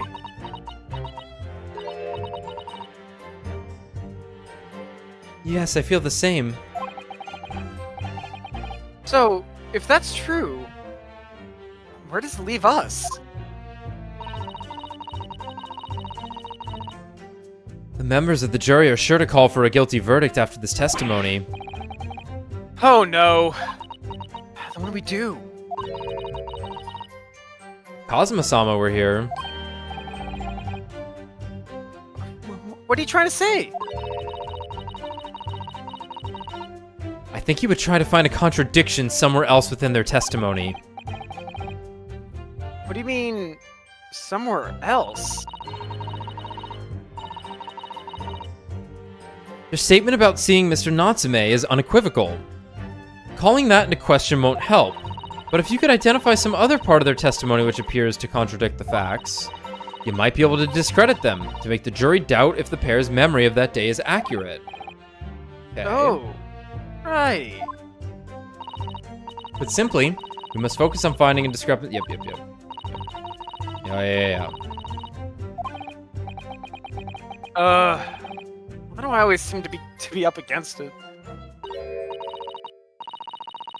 Ladies and gentlemen of the jury, as you can see here, I've depicted the two witnesses as soy jacks. Oh my god, And oh my god! As the Giga Chad. Wow! Okay, that was weird. I was thinking that was the text leading back into the loop, but here we are being, getting new stuff, so. Mr. Lawyer, sir, can I ask you something? Oh, yes, of course. What is it? Well, you keep asking us all these questions about everything we've told you so. These two are pretty cute. It seems like you don't believe our testimony. Is that it? Is it? Well, out with it. What? No. Oh, no, it's really not that at all. My husband's a policeman, remember? And I know what I saw. I remember every last detail. Everything. Like, oh, I know. What about the books the man dropped? Yeah. What about those books he dropped? Tell me. I could tell you the names of every single one. I could. Every single one. Patricia. Oh, he was already awake. And you dare to question how reliable my testimony is. I Fuck it. just noticed they have matching scarves. Yeah, they have matching scarves. That will do. No, he said that that will do, Mrs. Beat. Oh, that no, will do. It won't do at all. Not until I kill this other Japanese man. I mean, the Japanese lawyer has no idea what I'm capable of. Fucking Zeke's is gonna like throw his bottle and be like, "Back off, bitch. I'm the only one here trying to impress him." Wait. Even if I decide to forgive him for insulting us, don't think for a minute that Rolly will. I really didn't mean to cause offense. I'm a defense. I'm a defender after all. I don't offense. Please, put your husband's fist down. Perhaps you would like the opportunity to supplement your testimony, Mrs. Beat. She did it. She did it herself. This is funny. Appease you. Oh, thank you, my lord. That would settle things nicely. I'm trying to incriminate myself. Wouldn't it, darling? Yeah. Honk shoe, honk shoe. I could even tell you the names of the 4 books he dropped at the scene. But how many? Hold it! Yes. We know that there were books dropped at the scene of the crime, as you say. Those purchased by the accused at the nearby secondhand bookshop on the day in question. After I'd been to the police box for help, well, I decided to have a good look over the area for good measure. I am a proud policeman's wife, after all. I did it for Rolly. And what was your husband doing at the time? Taking a nap.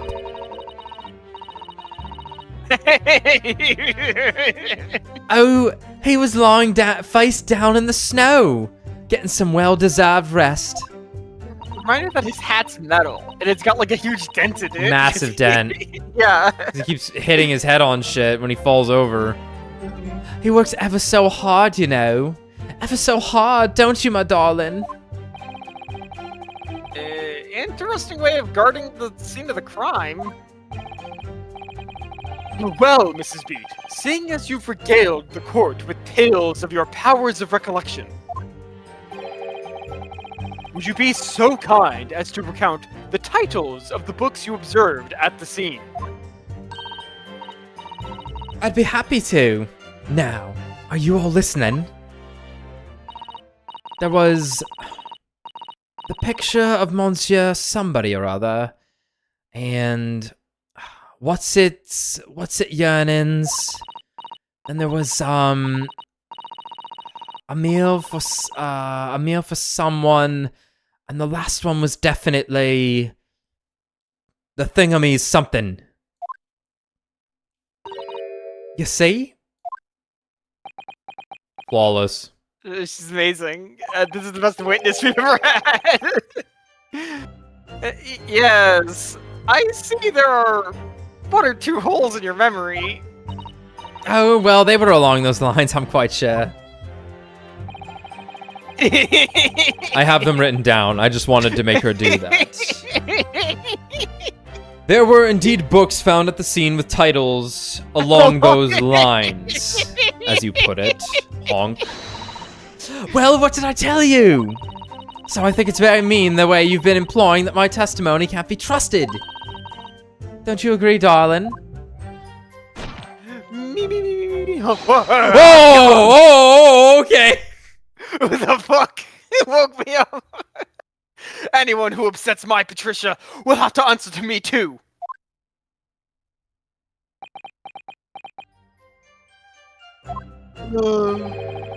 Shoot.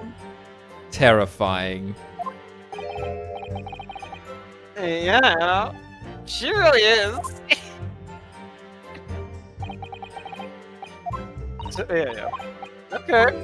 Please stop making this be the repress at the end. No, this is This is a bad game design. it's that game. Ah! Especially if it's like, it's always like long. Like they talk to each other for a while. It's your punishment for pressing everything.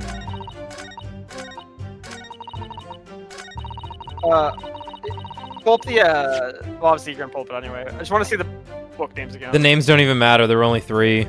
Sure, but I just wanted, like, yeah, because it was Monsieur something, meal for such and stuff, something yearning. Like she was. She was right. Yeah. I just want, yeah. But who was 4 book? It was 4 book. 4 book used to have caffeine and alcohol in it. Dude, enough with the British math. 3 don't equal 4. I'm sorry. 16 don't equal 20. I'm sorry. It's just not how we do it in the rest of the world. So you're saying, oh yeah. Sorry, I thought you already said it. So you're saying there were 4 books. That's right. I remember all of them. Picture of Monsieur somebody. What's it yearnings? A meal for someone. Yeah, and the thingamy's something. Something. That Yeah, could, yeah, but what? The could be anything. The thingy what? I'm sorry, Mrs. Beat. But there is a fundamental flaw in that statement of yours. Rolly, give me the gun. Oh no. What flaw? Simply that, at the scene of the crime, there were only 3 books, not 4.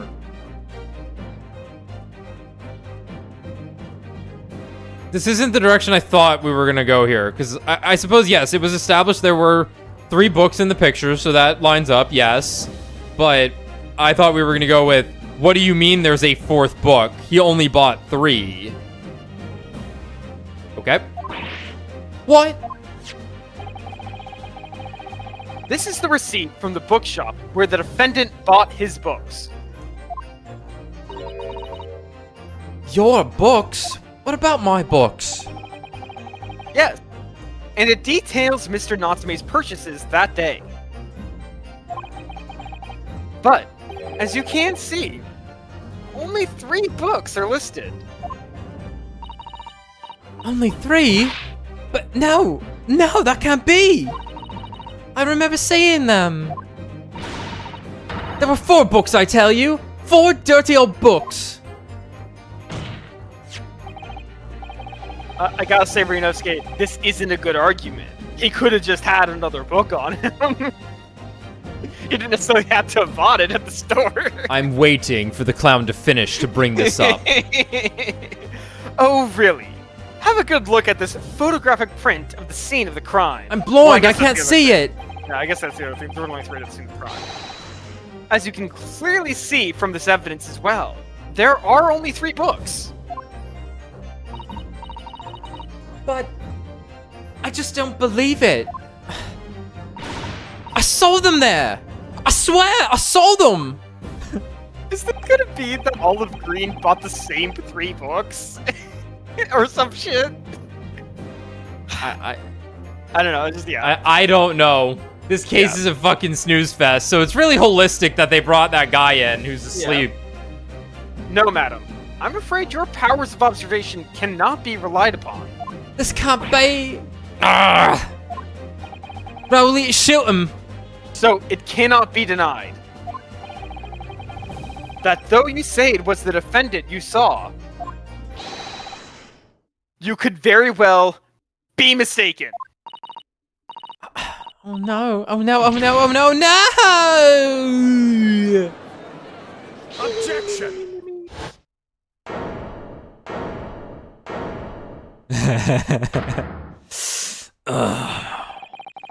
It's plainly evident that it is your powers of deduction that cannot be relied upon, my learned Nipponese clown friend. What?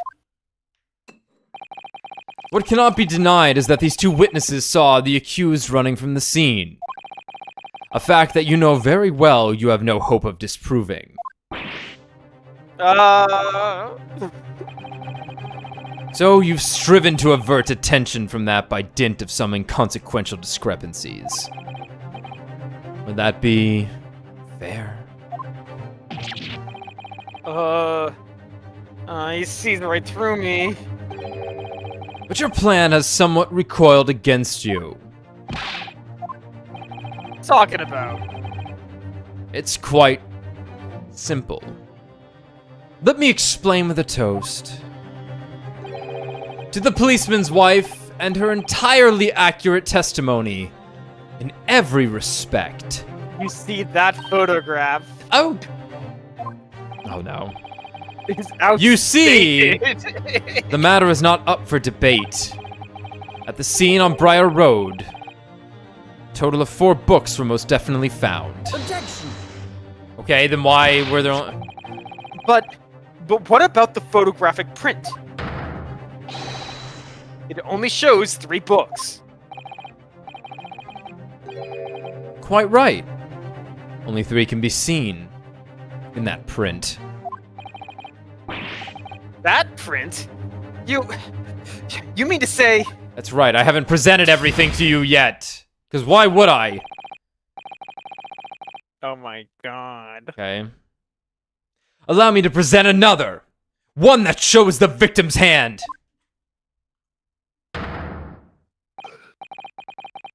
The lion's pride. Okay. And it's burned. Huh. But it's not the Wait. thingy-magummy. I I guess the lion's pride is the thingy-magummy. Was this not the book in Garadeb's room that had He believed he lost it. He thought believed he- it was burned to the fire, didn't he? Because it's like he had the I argument was with his wife. asleep. I don't Right. remember. 'Cause he had the argument with his wife. She Yeah. knocked the candlestick over. It burned a corner of the room. And I believe, again, this was half a week ago, and I was asleep too. Shit was he- snoozing me. He was lamenting the loss of one of his books. 'Cause he's Yeah. a book collector too. Yeah, because there It's was like- there was the shelf that got burned. Yeah, it was like, like there was Sherlock Shlomes was like, you lost something of great importance, and he's like, yeah, I did. I lost a book. Yeah. Right. So then the book with the bookmark was inconsequential. Yeah, that was it was just a woman named Lucy or Mary. It was a woman named Mary. left this shit in the book for James, and then James. he rented this book or whatever. And we haven't and it seen was a just in it. Mary or a James Yeah, yet. no. So that just Yeah, caused the argument for this book to get Yeah. damaged that we're looking at. Yeah. All right. What the fuck's going on?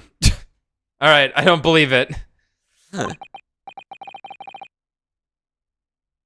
It's the fourth book.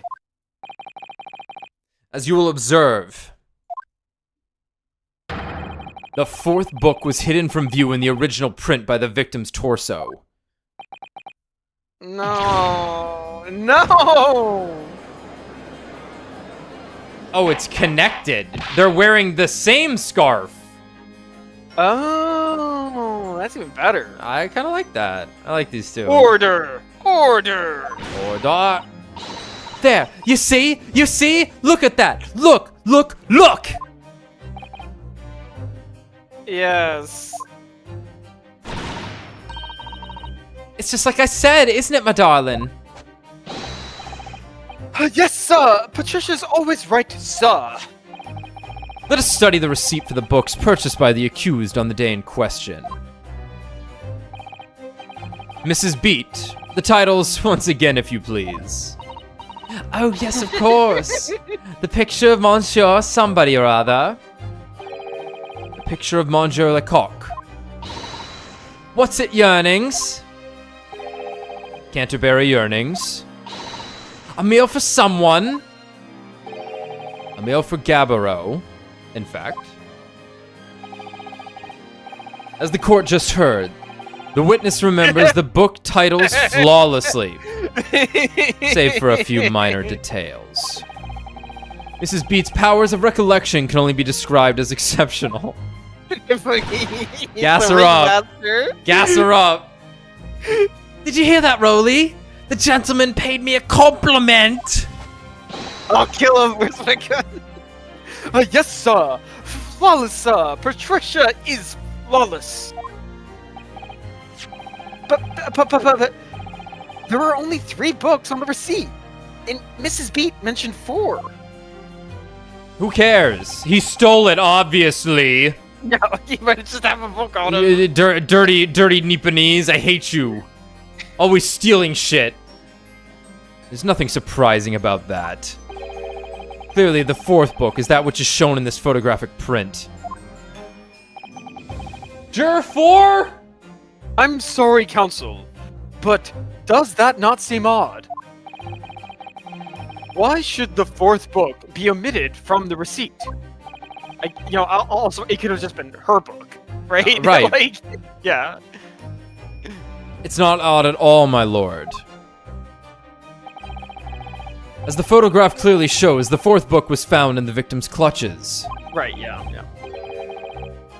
In other words, it belongs to the victim.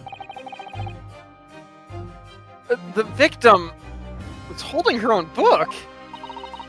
I wonder, what became of that 4th book? Obviously, it wasn't overlooked by the investigating officers at Scotland Yard. I have it here, as evidence. You will submit that and the aforementioned photographic print to the court, please, counsel. My pleasure, my lord.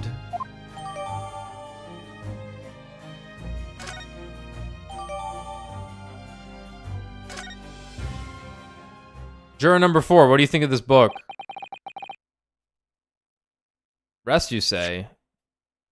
Yeah, you're about to get bodied, brother. Shit's burned. I can't escape the. Oh no.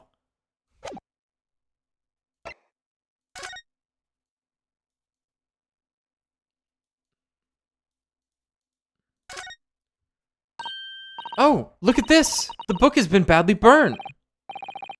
You're right. You would never be able to read it in this state, especially not the latter pages. What a terrible waste. Judging from the scorched edges of the paper, I think the damage must have occurred very recently. A book. Recently damaged by fire.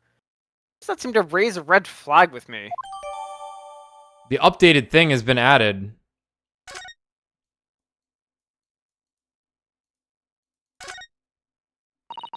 Let me see. It's a book entitled The Lion's Pride. I'm afraid I don't know any English literature at all.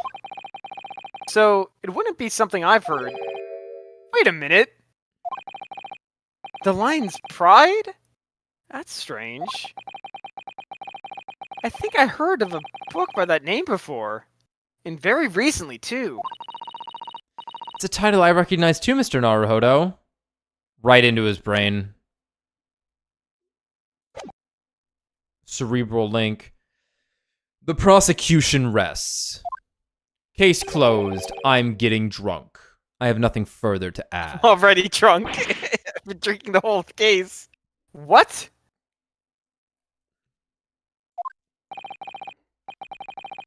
You seem surprised, my learned friend. But your resistance until now has been in vain. Entertaining, yes, but futile. The spurious longer route to the accused lodgings that you tried to establish in your summation examination, and the attempted discrediting of the witness's powers of recollection in your cross-examination. Futile? I walked right into this, didn't I? You see, everything we've said is true. Oof. That one was louder. That one was louder than normal. Isn't that right, my darling? Yes, Pat! Marry me, Pat! So, perhaps the ladies and gentlemen of the jury would like to reconsider their positions. Should the court waste any more time on this Nipponese travesty? Or is the decision you have to make all too apparent already? Sorry, let me do that one again. Or is the decision you have to make all too apparent already?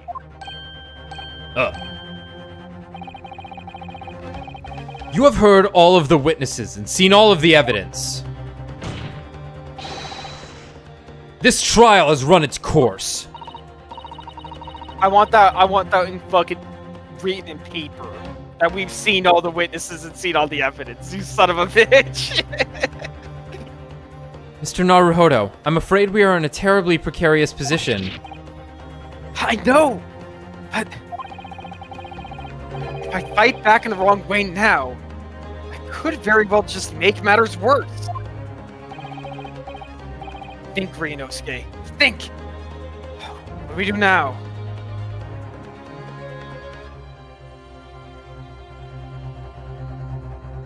I feel like this is a wait and see. Yeah, I feel like they're kinda one. wait and see. Because what are we even objecting to, right? Nothing. We have nothing to object We to. have nothing to object to. Like, Yeah. we don't. We would have to make a jump in logic that we can show this book to juror number 4. Well, right, but that doesn't even mean anything, right? It doesn't change the crime scene. No. Right? But it is interesting. It's interesting. Yeah. Just keep quiet now. See what happens. Well, it appears the defense has no objection at this juncture, in which case... Mr. Naruhodo, was I not clear? I'd never know with these fucking things. The case for the defense is in great danger. Why give me a fucking option then? Yes, I realize that. Which is why I decided to let the sweat drip from my trembling brow in silence. You're so right. Sorry, the two guys controlling me are idiots. Sorry, if I don't say anything now, it'll all be over. And it won't end well for us. I can't let that happen. Hold it! Why even give me the dialogue option? No, wait. The defense? Objection! Shut up! The defense will have to wait. Because that sapless hesitation cannot go unpunished. Alright? Isn't your derisive. derisive finger pointing punishment enough? Alright, now that we've gone through that fucking stupid bullshit. No, my learned friend. It's over. That last cross-examination was your final chance to establish a credible defense. Entrapment. And you failed. The die has been cast. There is no more room for debate. Because I said so. Well, it might be over as far as you're concerned, but... I can't think of what to say. I should have just waited and seen.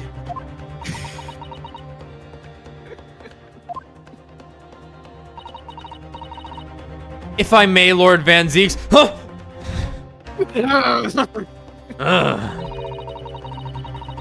It seems somewhat boorish to close down the debate at this point. Oh! Your insignificant little Eastern Isle must be a lawless hole indeed. For a lowly judicial assistant to have the audacity to intervene at a moment like this. He's trying to save face. He's fucking quaking right now.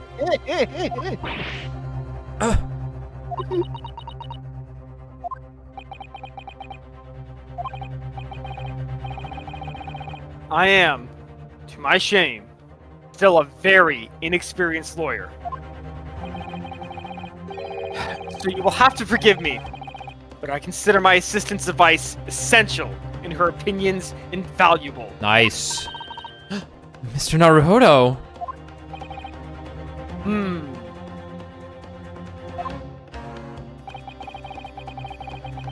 One of this land's great guiding principles is tolerance. Bullshit! What? So, the court will hear you, madam. All right. Go ahead, Mr. Sato. Please. Very well. Pray, what insight can you give us? What have we all overlooked in this matter that you see fit to pursue further? Well, the court has been presented with new evidence, but only after the last cross-examination finished. I see. Is that what happened? I wasn't paying attention. And you believe that this new evidence warrants further examination, do you? Mr. Naruhodo, what do you think? It's just possible that this new evidence might be the decisive proof we've been waiting for. The judge is sure to ask the members of the jury to announce their leanings in a moment, even though they can do it at any time like they do at the beginning of the trial. And of course, he's sure to ask you to explain what the crucial piece of evidence is and why. So we must take this opportunity to examine the newly presented evidence as thoroughly as possible. We did. Yes, I understand. And thank you, Mrs. Sato. This is it. Sato-san has managed to win us one last chance here. I can't let it go to waste. The defense wishes to present evidence, my lord.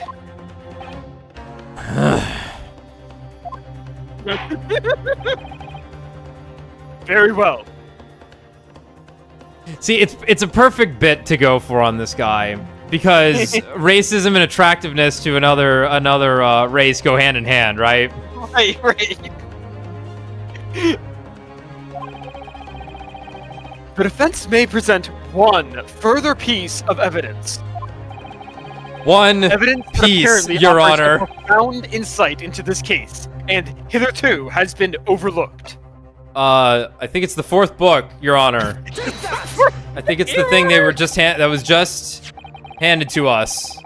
The evidence in question is what we can see from this newly presented photograph print of the crime scene. The fourth book, found in the victim's hand. Objection! What the fuck is this? We have already discussed the fourth book at length.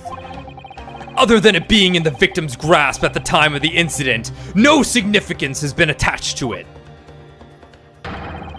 Pursuing the matter further would be a flagrant waste of the court's time, as you well know.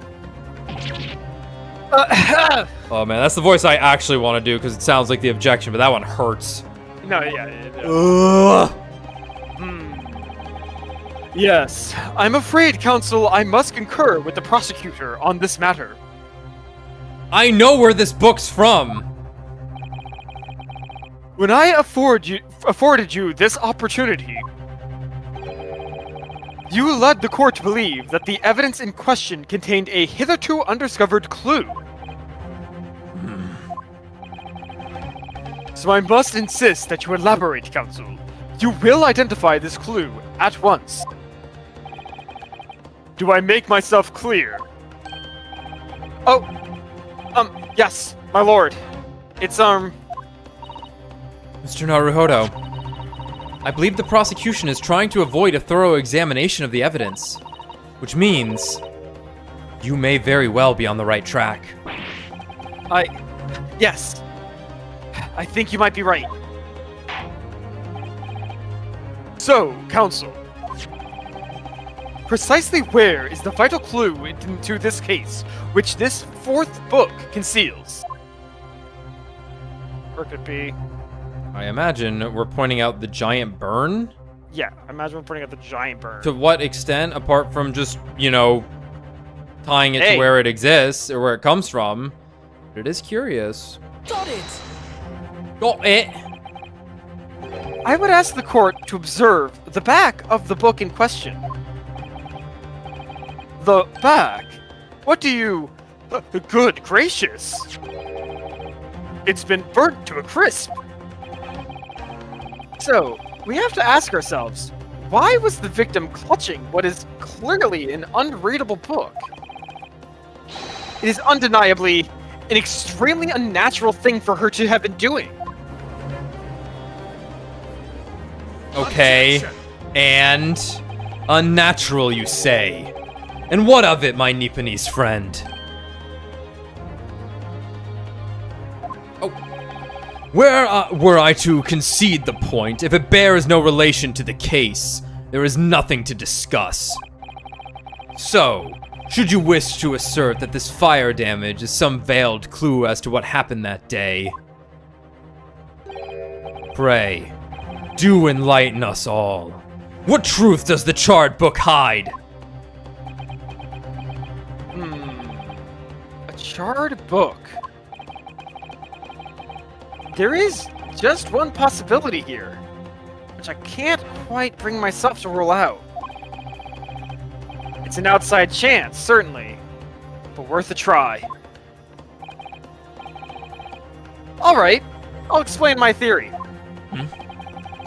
Don't keep us waiting any longer then, Counsel. Explain this theory of yours. What are you suggesting that you can ascertain from the fire damage this sorry tome has suffered? Its owner. Its owner.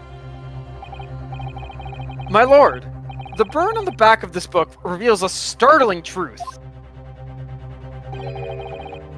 about the book's owner. I beg your pardon? But we already know who the book belongs to. The victim was gripping it in her hand as she fell to the floor after all. It's obviously hers. The question of how the book came to be in the victim's hand has yet to be answered. However, As to the question of who the book really belongs to and where it originated, the defense has very credible answers. In fact, one of the jurors... Good gracious, how can you possibly? Very well. I'll play along with this futile attempt to delay your inevitable demise. But do remember, the members of the jury may well burn you if your little gamble goes awry. Counsel, the defense's response here is very likely to influence the final outcome of this trial. So, tell the court, who do you claim is the owner of this burnt book? I think we should just say John Garrett now. Yeah, like, my... Right, I know, It might end up being her. But... Right, we're gonna say it's him, and then he's gonna be like, and that's... his wife right there. Yeah. Take that! Yeah, no, John Garrett Ebo. Don't get fancy. The answer is that the book belongs to the couple who own the house where the defendant has his lodgings. He does like a whole circle there. Mr. and Mrs. Garrideb. The landlords. And whether this is some extraordinary coincidence or some kind of fate at work, I don't know. But of all the people in London, one of the 6 chosen for jury duty in this courtroom today is none other than Mrs. Garrideb herself. Oh my goodness! Me? I think you must be mistaken, sir. I'm not Mr. Garrideb's wife. I'm his maid. Things would be so much easier if you would just drop the pretense. All right then. How about a shrimp ball question for you? I hate shrimp. Have you ever seen this book in Mr. Garrideb's house? Oh, I would never presume to know all of the books he keeps, sir. Objection! This is A maid absurd. should know this. This is outlandish behavior. This woman is the accused landlady, you say? Holy shit. You implicate this hard-working member of the public. You besmirch her without a shred of evidence. Your actions are unforgivable. Objection! Fuck you. They are quite forgivable, in fact. This is not It's mere based. conjecture. The defense happens to know that on the day in question, at almost exactly the same time as the victim was stabbed on the pavement below, another incident was taking place in the room on the top floor of Mr. and Mrs. Garrideb's house. It flew out the window? What the fuck is happening? Good lord! What sort of incident, counsel? A fire, my lord.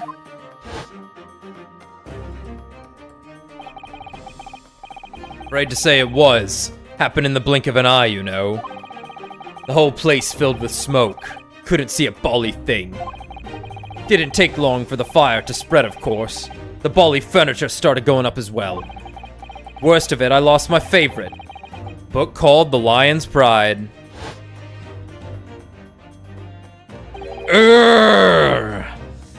That's a screenshot. That's a funny one. You're getting exploited in a thumbnail. The Lion's Pride. By Jove! The very same title that the subject of this debate of the subject of Oh dear me! Objection! This is risible! All you've told the court is that a book by the same name was involved in a fire. In which case, it would be reasonable to assume that it was burnt to ashes. And entirely unreasonable to infer that it magically removed itself to the scene of the crime.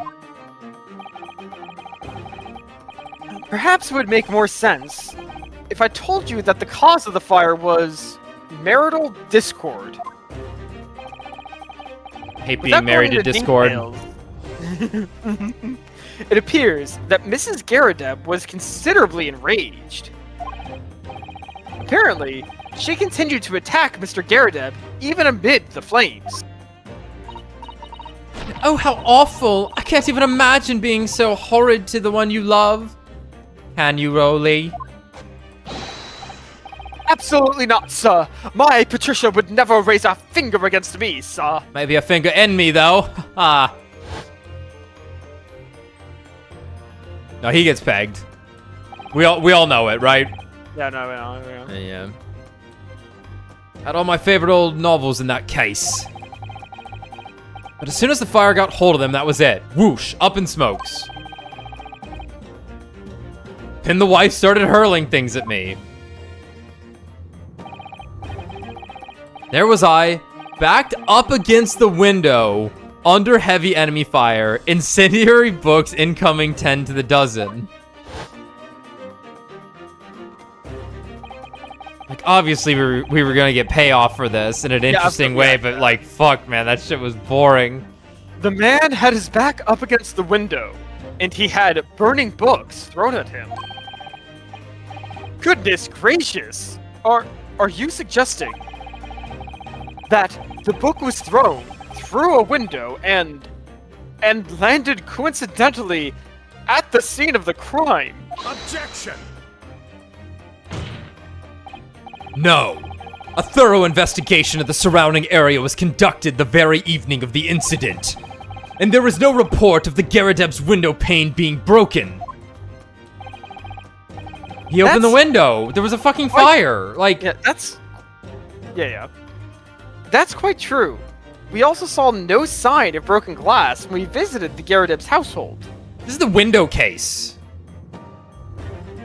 Wait, what is this episode called? The Clouded Kokoro? Yeah, so Kokoro was also just a book that the guy wrote, for the record. But is it not conceivable that the window was open at the time in... Not even remotely. Let us not forget the season and the chilling weather that accompanies it. No Londoner would ever leave a window open in the middle of winter.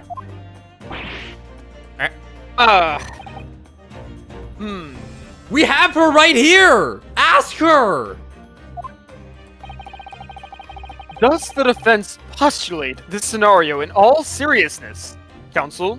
Ask the woman! Do you earnestly claim that the book found at the scene was a flaming projectile thrown by Mr. Garadeb's wife? I believe it's a possibility, my lord. She's right there!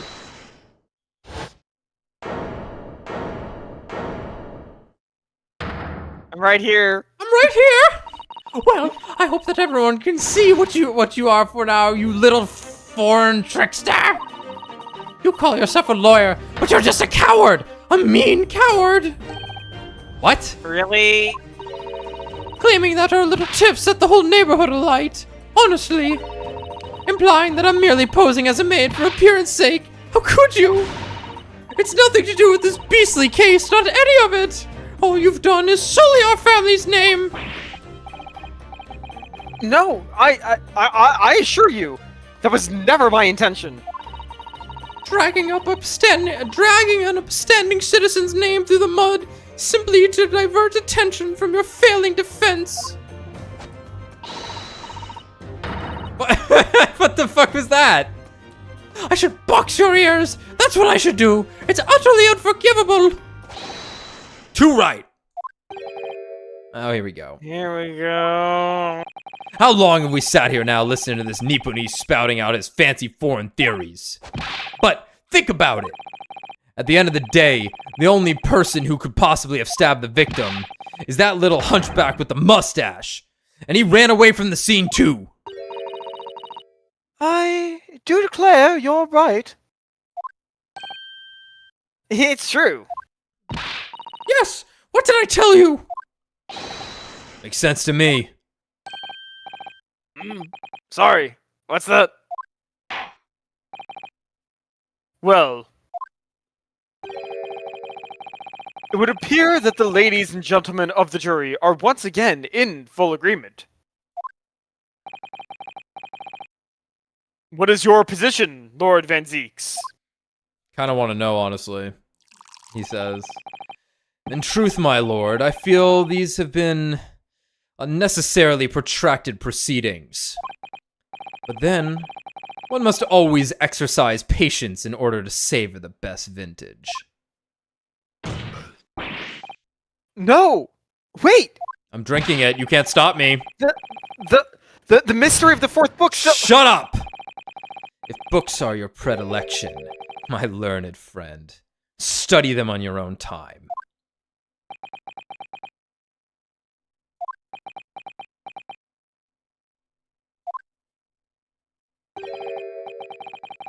What?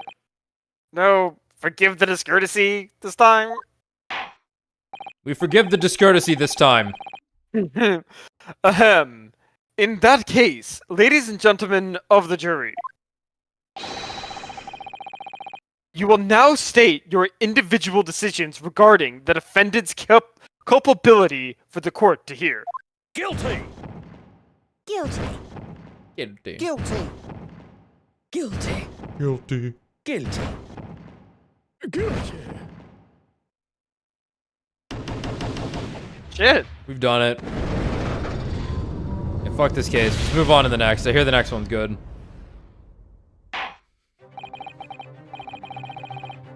Thank you for that unambiguous response.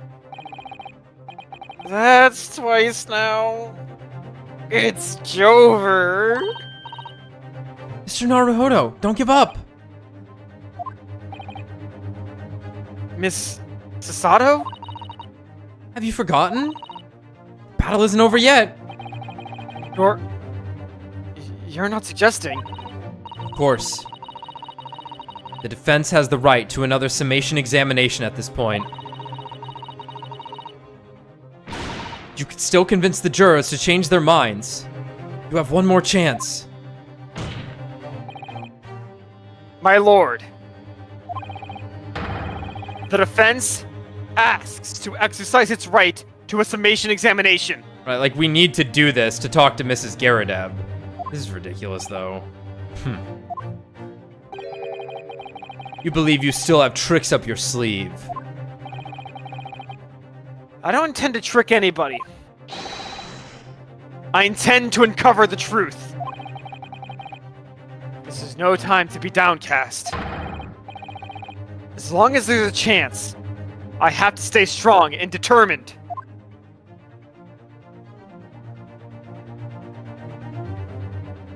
Perfect. I was about to say. I was stopping the second we get up there anyway. Yeah, I was about to say we should probably just Perfect. call it. Yeah, that's great. Great. That's great. Excellent. Sometimes Yes. things work out. Yes. Yeehaw. Cool. Well, you know, let it settle in here. We're gonna stop though. All right. Cool.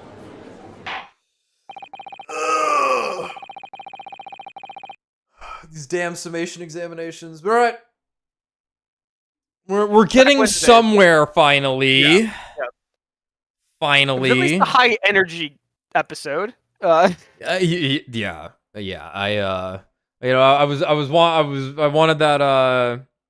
I wanted the investigations so that I can click on silly things and have Susato say silly things. But we didn't really get that, and Sholmes is only so entertaining, unfortunately.